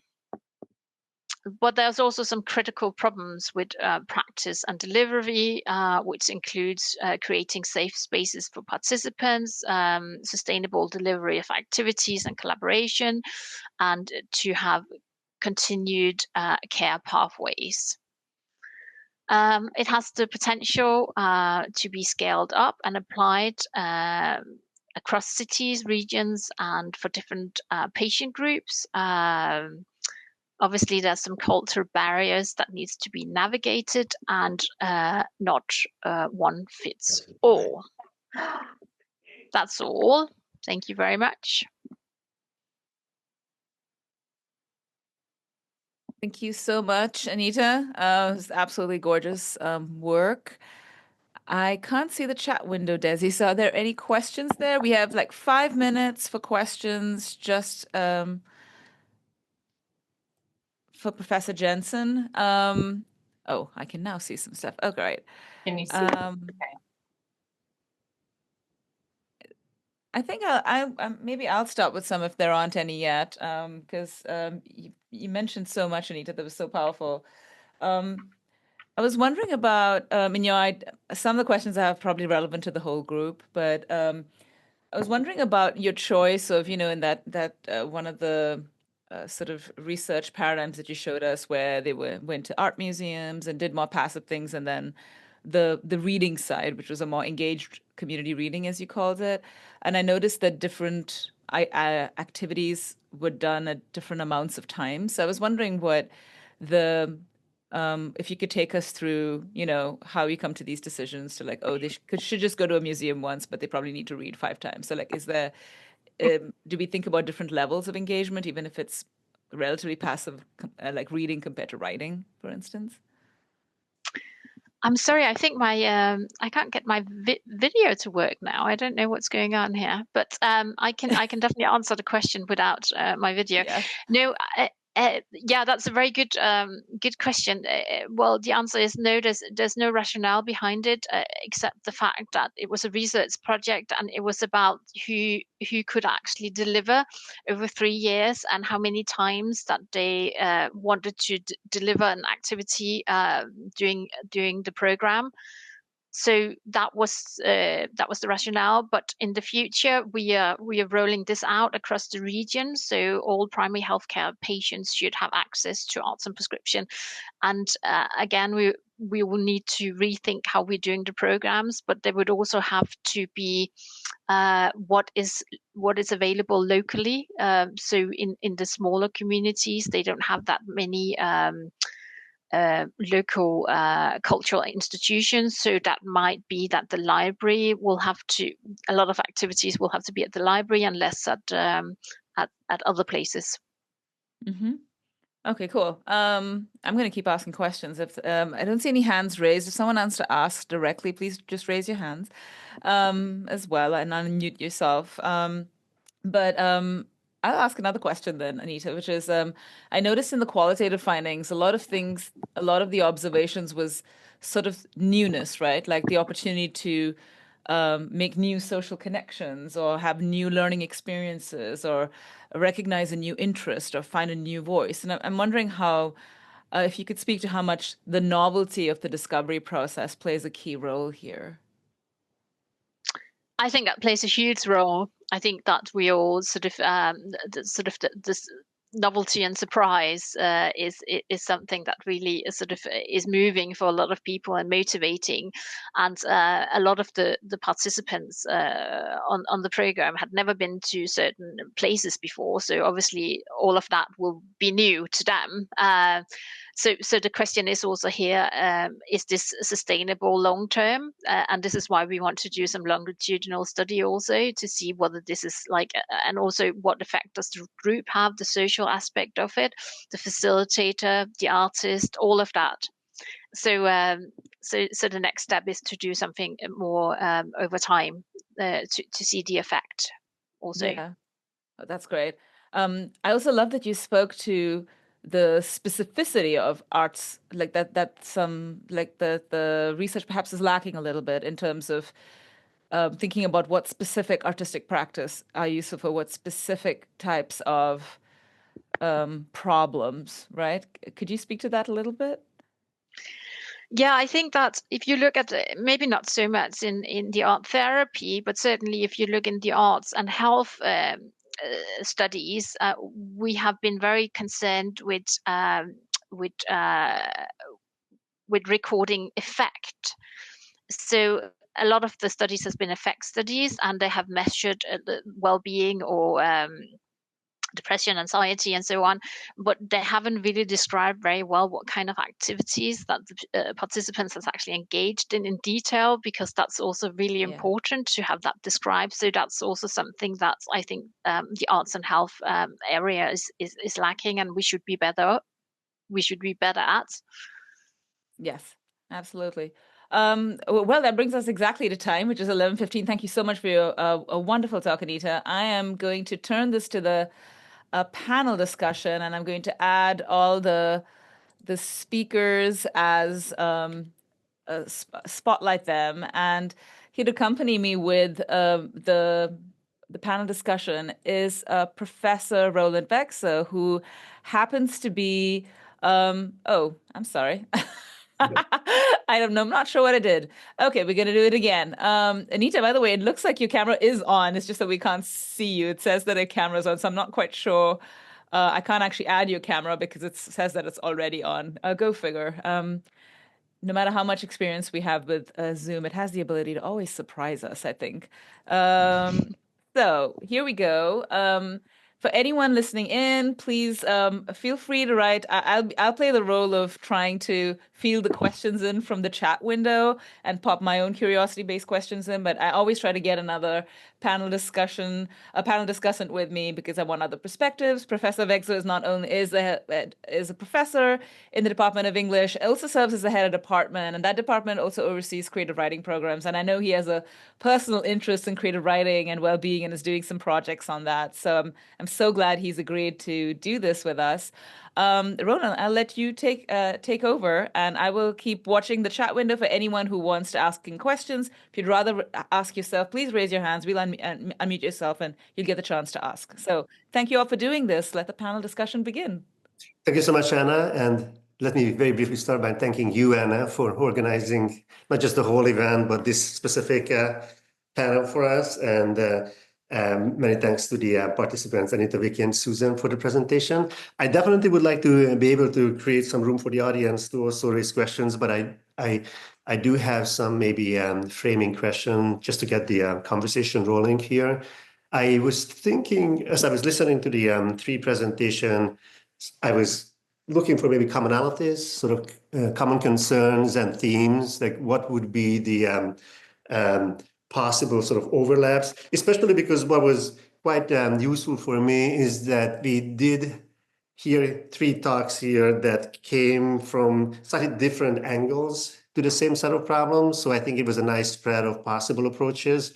We sort of seen from in Professor Karku's presentation, which specifically concentrated on children, and maybe Anita's presentation was maybe at the other end, the more senior participants, but also from sort of highly controlled clinical environments to sort of more loosely structured educational settings or cultural settings. But the same way, for example, Susan is more, as you yourself in your introduction emphasized, that your interest is more pedagogical, theoretical, and not so much immediately tied to the research. So I think it gives us a wide range of possibilities for discussions.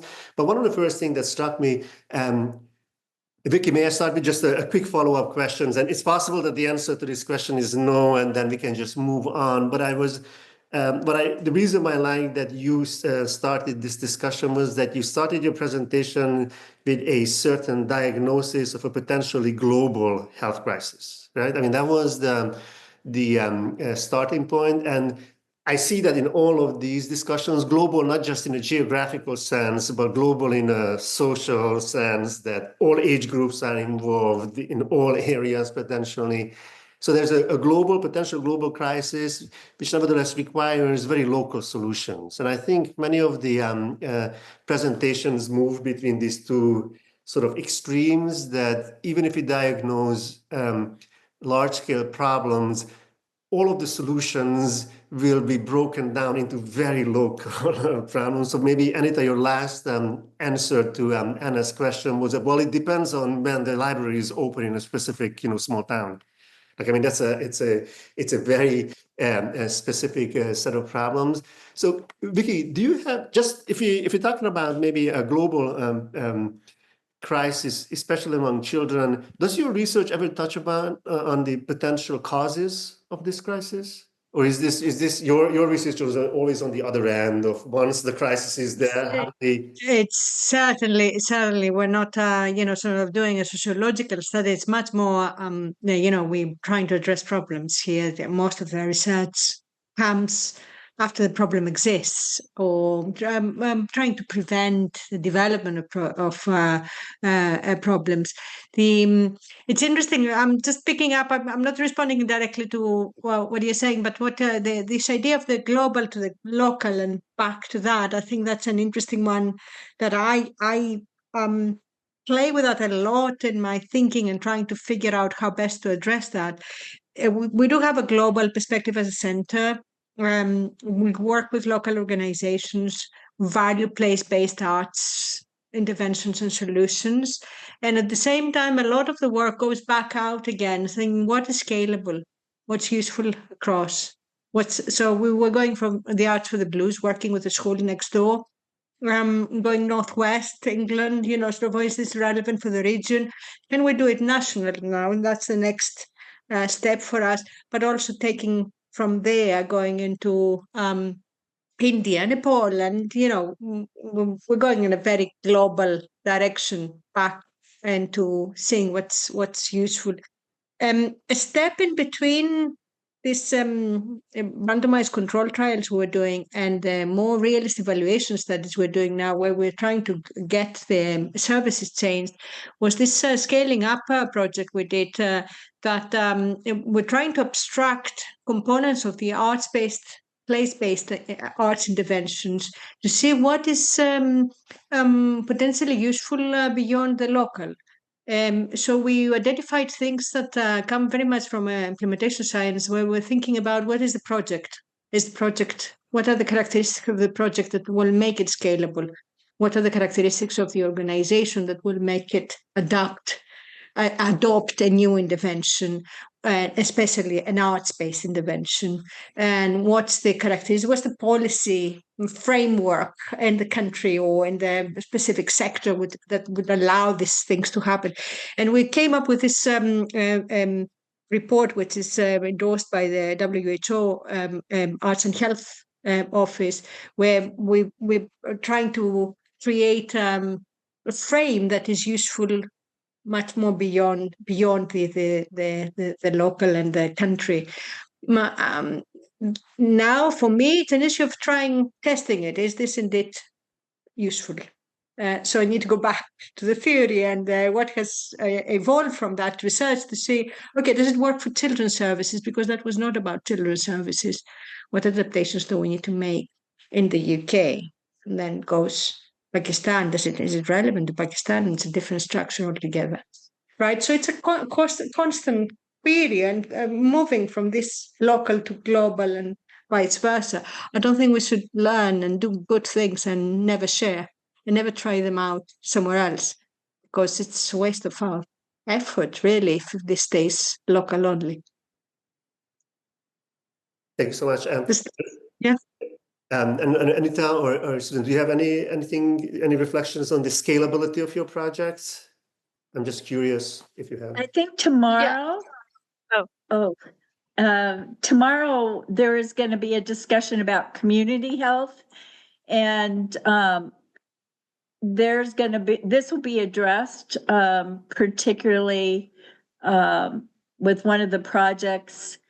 I think it's called One Art, One Nation, through the University of Florida. And one of my colleagues will be presenting on that tomorrow. So she'll be talking about scalability in the United States from city projects and how they're going on, and collating and collecting data across the United States. But I wanted to talk and just mention, you asked about which end Vicky's research is looking at, and one of the projects that I got involved in 2005 to 2008 was through SAMHSA in the United States, and SAMHSA is a Substance Abuse and Mental Health Services Administration. And I was fortunate to co-write a grant and get $250,000. And we were looking at suicide prevention through the Garrett Lee Smith Act. And suicide prevention relates to what Vicky was talking about in terms of 1 in 5 children having mental health issues. And what we know with that the rise of suicide in young adults has increased exponentially. So we created wasn't necessarily arts-based, but it was body-based, experiential learning approach to suicide prevention, where we did all sorts of body awareness exercises in trying to help the young students that were at our college identify feelings and then know how to begin to modulate their feelings. And in addition, we then did role playing, and we did a whole theater type of generation on if, now, what then? And we looked at prevention strategies through theatrical production. So it was very active in terms of our prevention approach. It was not didactic, and I called it making connections, and that it was all our responsibility to prevent, and that our stood for observation, understanding, and response. So work is being done using the arts in prevention. And, you know, when you think about it, all of Vicky's work is really prevention. So that's my 2 cents worth. So I just want to add briefly, can you hear me?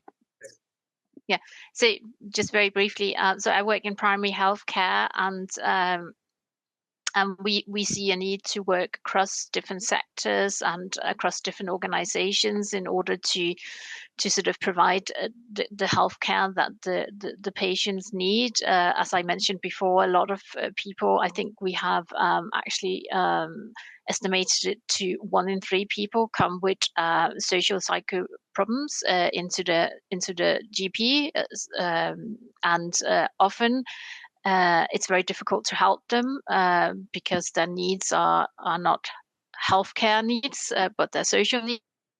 So the notion of social prescribing is definitely something that's that we are going to develop across the whole of Sweden. And also in terms of scalability, as I also mentioned, that to scale up this research project into and implementing it in the whole region requires work across with different stakeholders also. So just not working out in the municipalities, but also interculture agencies is not very easy, and it requires a lot of structures that needs to be in place, and it also requires that there's funding to make it sustainable. So this is what we're looking at now. But there's as long as there's a will from the politicians, which there is at the moment, and is something that they want done, then we'll work with that, and we're quite positive about it. But that is only that only lives until the next politicians are in office, unfortunately. Yeah, so I think that's a good follow-up for my next set of questions that I sort of saw as a common theme, namely that has to do with the barriers that this type of therapeutic, activity constantly runs into, and you all identified the very different levels of these barriers that ranges, as now in your last comment, Anita, all the way to the political will in a specific, government or other institutions. You also run into similar limitations, but maybe one of them that I wanted to start with, and Susan, your presentation raised this question for me, is maybe on the level of the individual patient. There seems to also be, so in general, in any kind of therapeutic setting, there's always, the initial problem of resistance to therapy itself that has to be overcome. That doesn't have to do very specifically with art therapy, but what you highlighted, Susan, that was very interesting to me is that you brought into the narrative the individual patient's sort of history with aesthetic education in general. That's the baseline for establishing any kind of successful set of interventions then for this specific type of therapy. But what I found interesting in this, and Anita, you also raised this very issue, is that there's a very sort of a difficult question here, that how the arts themselves are perceived socially. So Anita, you call it the same, some people see it elitist. But Susan, you also maybe highlighted the fact that there is just a general inhibition and resistance to participating publicly, especially in group setting, in any kind of creative activity, not to mention accepting the fact that this has any kind of therapeutic value, right? So can you, at first, before we go to the maybe higher scale, have you had any experience? And I assume, Vicky, that in your case, when you're working with children, that's the easiest demographic to get involved in in this kind of playful activity, because at that stage, play and art is not necessarily for the children themselves, are not necessarily separated the same way as for adults who have already compartmentalized these activities, and often associated with certain other secondary, social expectations that hinder the very entry into the activities. So I don't know, Susan and Anita, as you work with sort of maybe adults, what are the strategies that you convince the patients to even get started with this process?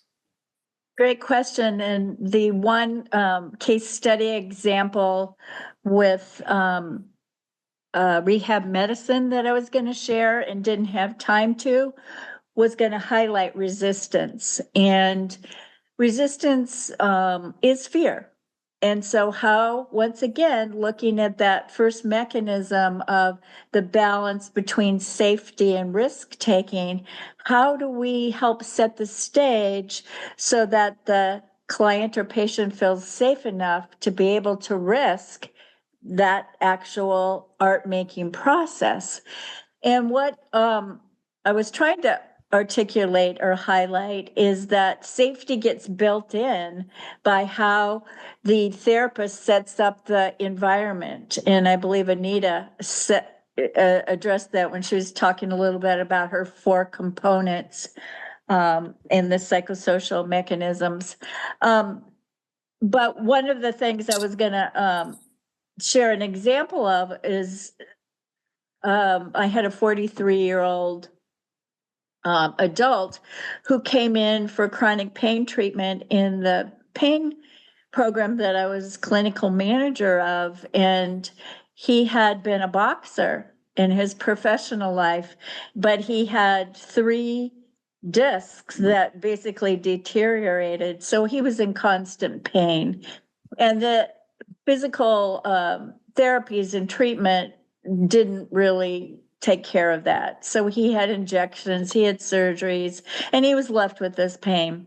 So it totally affected his life. He moved out of his family home, he quit his work, and he became suicidal.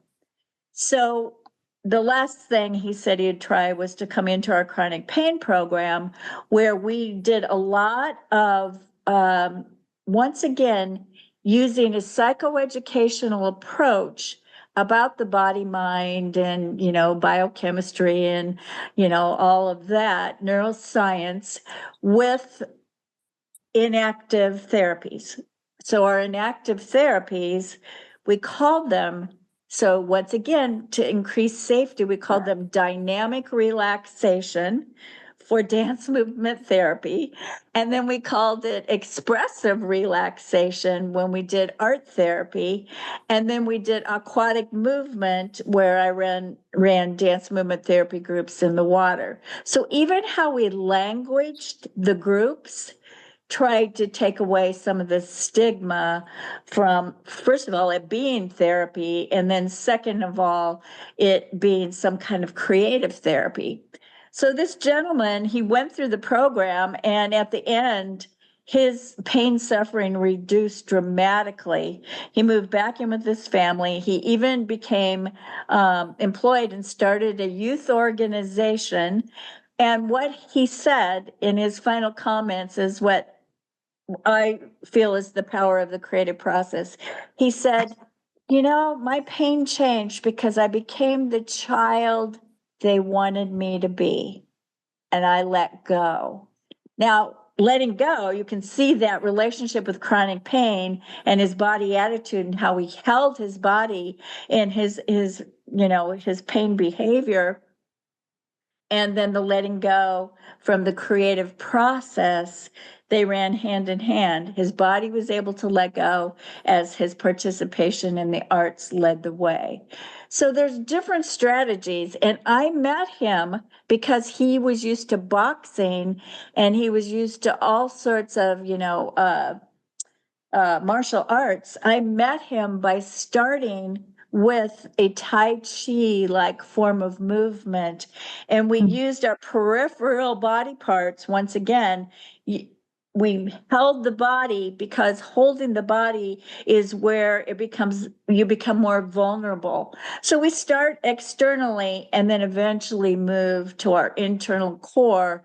And these are other safety measures that we can employ, including very structured activities. Thanks, once again, I think you proved your point that in the presentation that you sort of have to meet the patients on their own terms to sort of lead them into the practice itself. I don't know, Anita, do you have something? Yeah. I mean, we don't do therapy. We do participatory art, so it's a different sort of entry. But it's really the healthcare provider that has to convince the patient here that this is something that they want to participate in. And we kept saying, you know, we would like some more men participating on the program also, because it's follows sort of the thing in the arts, but also more women are seeking help for mental health issues. So, you know, it's kind of obvious that we would have more women on our programs, but at the same time, we kind of felt that we could definitely benefit from some more men. Also, the groups, they're better when they're mixed. We also feel that, and not only in gender but also in age. So we encourage the healthcare providers to encourage the male sort of participants to also come, and sort of the participants that I had conversations with afterwards. The men were very surprised what it was, this program. They had no idea, and they were surprised what the arts could do. And I think many of them had no contact with the arts world before in any shape or form. I mean, they might have been to the cinema or to, but that was it. You know, they never expressed themselves in any way, and they were so surprised with this also, and they were really good at reflecting on it. This sort of, I think that we're going back to this sort of, you also asked about, Anna, this sort of motivation and surprise and the novelty of the surprise. But I think they also got some tools that they could take with them for the future. But definitely, I think we really encouraged the healthcare staff to sell this as a community program and something that has to do with being together with the group, and the group is coming from the same sort of background as they do, and there's no demand that you actually participate actively when you're there, just as long as you show up. That's the most important thing. So if you have a really bad day, you know, you're not required to sing or to make something, or just as long as you come along. And we keep emphasizing that the whole way through. So nobody feels that they have to do something when they come. And I think that's really useful for many of the participants. Roland, you would you made a good point in terms of working with children. The language of arts making is closer somehow. There isn't as much hard work as with adults to encourage them to play and what have you. But we're working with communities that are quite deprived and with serious socioeconomic issues there. Where engaging in the arts is a social stigma. It's selling out of their working class background. It's being above themselves. You know, a lot of things that exist in the social structure of England that is, creates a lot of questions around whether that's okay to do or not.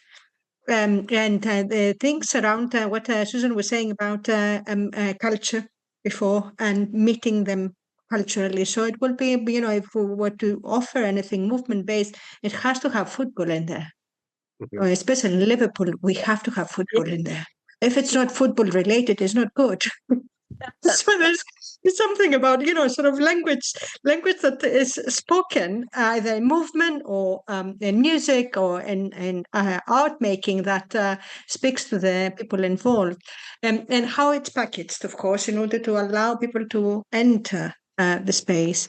The other thing I was thinking was even when people are going beyond that cultural norms and they're happy with participating, there are other barriers that are extremely painful to watch. There were people who we interviewed recently in the Arts for Us project, parents who were saying, I have to make a choice between feeding my children or bringing them to an arts class. This is not a choice they should make.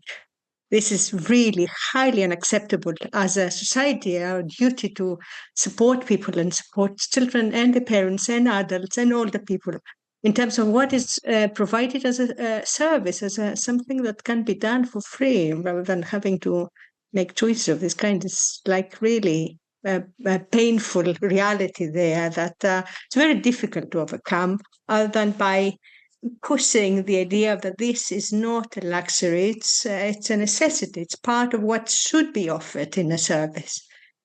So There's it a has an impact on children as well. Mm-hmm. There's a saying I love that really relates to what you're talking about, Vicky, and that is, arts are not only nice, but necessary. So that came from something I learned, oh gosh, back in the 70s. And it always stayed with me. And I'm sorry, I can't quote who it came from, but I think it was an arts organization in New York that was just starting up in the 70s. So arts aren't only nice, they're necessary. Thank you so much. And that's maybe naturally takes to my next question that I planned. And Anita, maybe your talk was the one that towards the end became the most philosophical in its almost general anthropological orientation through the work of Dissanayake, just sort of emphasizing this point that Susan was just also highlighting, namely that, you know, we should not conceptualize arts as a cosmetic addition to what it means to be human. It's, you know, something essential, and the type of social structures and institutions that we create might separate us from these sort of essential part of being human. And so this is why I was going to ask, and you already, all three of you started answering this. I wanted to ask maybe a follow-up question on accessibility. Vicky already just said, for example, class is a barrier in terms of how you get to the places. Anita, you already mentioned gender differences in distribution, age differences in distribution of access to these type of services. Can I ask you a question of how do you see the future of accessibility here? I'm just curious, based on your research, given the very sort of specific cultural milieu that all three of you work, like, what direction you would like to move forward, and what do you think is realistic within, let's say, the next decade or so in expanding accessibility beyond the obvious barriers that we already mentioned that have to do with political will, funding, cultural limitations? Like, where do you see, like, where else do you think accessibility should or could be expanded? Can I start? Yes. I think you know, that's maybe also not at a sort of a different point, but I kind of see that the way that the education system is cutting the sort of the arts and anything that has to do with that kids don't get the same sort of ability to express themselves. That will also become a barrier when they get old to participate in the arts, because they won't have the tools to do it. It will be something that's quite foreign to them. So that's sort of one thing that's sort of at a large scale, at a sort of probably also at a large scale, is that we also saw that some participants had difficulties participating if they had to pay for the bus to get there a couple of times a week. So sort of socioeconomics, as you also said, Vicky, earlier, is a huge barrier to it. And then language also, I mean, the kind of, but that is already there, you know, the kind of language that is surrounding the arts, and what language you speak when you talk about the arts. So if you're selling something as a community creative project, or you're selling something as an arts aesthetic project, there's a huge difference in those two ways of selling a project. I think there's I think that yeah, it's definitely something that's not going to be more inclusive. I don't think, even though we are kind of trying to make things more inclusive all the time, I think there's just new problems that we can't really anticipate, and that we can't really, that they're systemic, that are very difficult to sort of break through. Susan or Vicky, do you have any? I'm just curious how optimistic you are in terms of the way forward. It sounds like Anita is, moderate. I can come in thinking about so what Anita is describing, the barriers and the huge barriers in certain cases. I'm trying to figure out sort of how I can counterbalance that. And I in my experience in the UK, we are faced with a cultural revolution now. There is a sort of change in what's happening in services, in managers, and sort of we have in the Arts for Us, for example, which is a sort of an implementation study. We are working with people, commissioners, people in charge of services, consultant psychiatrists. We have people who are really, really keen to see services changing. So that's a massive thing. When 5 years ago we started these discussions, the evidence was the only thing that was ever of concern to any managers, and always often was the closed door. You don't have good enough evidence. You don't have any evidence. You don't have, and that would be the end of the discussion. Things have shifted now. And they're willing to see what evidence we have on certain areas. They're willing to engage with discussions. Some are really championing the services changing. In the mental health sector within services, we also see the failure of cognitive behavioral therapy to meet the needs of a diverse population with all sorts of different, preferences and makeup in their need. And these, so we have something like in the UK, 50% of people entering primary care mental health services, they never complete. The results are poor in that. What's happening with the other 50% when we do something about half of the population that needs support, that is not what is given. So that's the hopeful message, if you like, for me, that allows me to continue pushing the work, and it keeps me going as far as the research is concerned. So I can see potential value in what I'm doing. I'm hoping that will have an impact. So that's where I am, I think, without taking away the difficulty that this involves. I think there is a hopeful message as well. Thank you so much. Susan, do you have before? Yeah, I have mixed messaging, I guess I would say. The work of arts and health, which I tried to differentiate a little bit, and I think what Anita is saying is participatory arts are not necessarily creative arts therapies.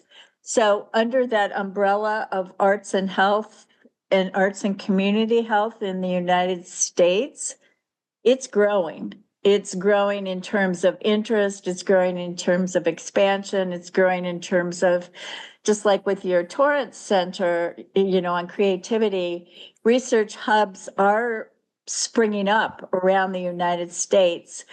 Now, the challenge we have, even though educators and scientists are very interested in this, the funding from, our government is changing. And recently, obviously, the support for any kind of health care funding is under new consideration, should I respectfully say. So that's a huge problem for us in the United States, at least over the next 4 years. But I do think the willingness is there, the interest is there. It's, a huge funding issue. Now, that does bring up the differences with creative arts therapists, because the creative arts therapists are not getting hired as frequently because they, cost more.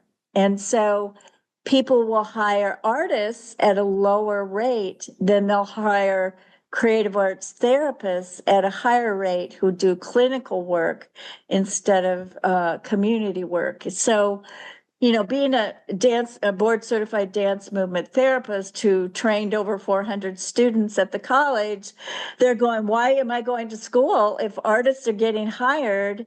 And, I'm paying all this money to earn a master's degree, and I'm not going to get hired because the artists are getting hired because they're cheaper.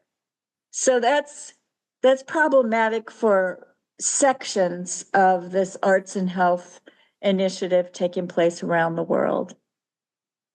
Thank you so much. Anna, I saw that there are some questions. Do you want to field the questions quickly? I can't hear you. I can't hear you. We don't have an audio, Anna. Must be what Anita experienced. It's something similar, yes. Would it seem like Anna herself wanted to Can you hear me now? Yes. Yes. Yeah. Okay, perfect. I'm also the Torrance Center to make sure that everything works. I apologize to everyone about these technical things. I have no idea why I use this every week. So anyway, surprises are part of the creative process. So then we have a couple of questions. One was, I think we can combine them. So Heidi writes in to ask, I'm curious how this works. While a lot of it can be clinical in nature, how is this work being done in more community settings? I ask this as a clinical social worker. Oftentimes we miss how we can do this work that can be healing in a more community or macro level. I want to jump in there to say we have a whole session on creativity and community health tomorrow from 9 to 12 Eastern time. I'm not sure we're chiming on Heidi, but we recognize this is such a big issue in and of itself that this is why we gave it a whole category. I'm curious as what the speakers want to say to this, but I also want to take the second question, which could be related. This is from Shay, and Shay asks, is there a focus on creative therapies as a means to address loneliness or mental health issues associated with older age? So whoever wants to take this, please do. Go on, Susan. That's actually the study that I'm currently the principal co-investigator on with Rush University Medical Center and Columbia College Chicago. I got the grant while I was still employed, and I'm continuing to work on it, even though I'm no longer officially teaching at the college. With emeritus status, I can continue running the grant.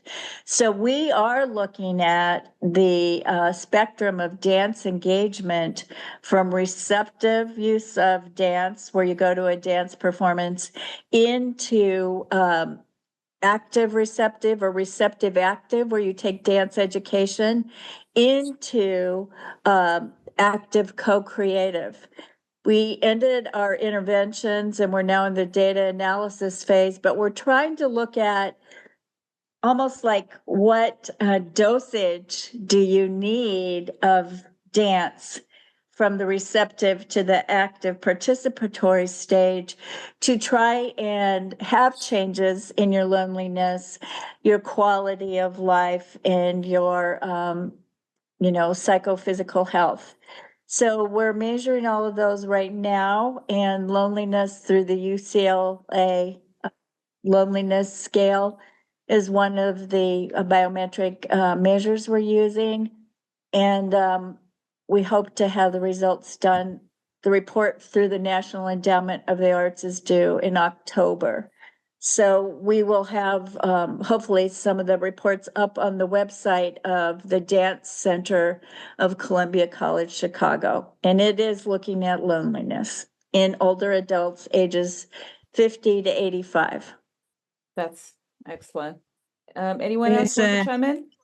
There's work that is happening in this area extensively. Susan, we might need to touch base at some point around it, because we are working on a similar project for all the adults with dementia, not necessarily the spectrum between the dance engagement to clinical dance therapy work. We're looking at more of a dance therapy model, drawing on music and movement, good practice sort of thing, and research studies that have taken place there in community settings. So it brings good practice, especially with this client population, closer to people's houses and, sort of care homes and all sorts of different areas where loneliness hits massively and becomes a serious problem. There are a number of different studies that are working in this area where we're still trying to establish what works for whom. I don't think we have an answer to that yet. It's still under, like Susan is, so Susan's project is trying to establish that in order to get some more knowledge around it. We know that, as a researcher, I would see art engagement as a spectrum from, with community practitioners all the way to arts therapists working at times separately, at times together, depending on what the outcome is needed there. And I don't think there's a clear separation between sectors. Art therapists work in hospitals, work in education, work in communities, and so are the artists. And ideally, and I think I'm hoping we have again moved beyond what used to be a massive conflict between the arts and health people and arts therapists into a place where we, I know when it's a large group, I won't be able to work very well. Because I'm more of a clinician. I'm used to working with 4 or 5 people, so if it's a big community project, community facilitator will be a much better position to work in this, bigger scale, intergenerational, what have you. I could work with them when it comes to have a formative piece at the end and have a choreographic piece. So these are all possibilities. And I think the research will have to catch up with evidence of what could work best for different needs. We're not there yet. We're in the making. Anita, I just wanted to add, ours is community health centers as well. I would senior centers. Go on, Anita.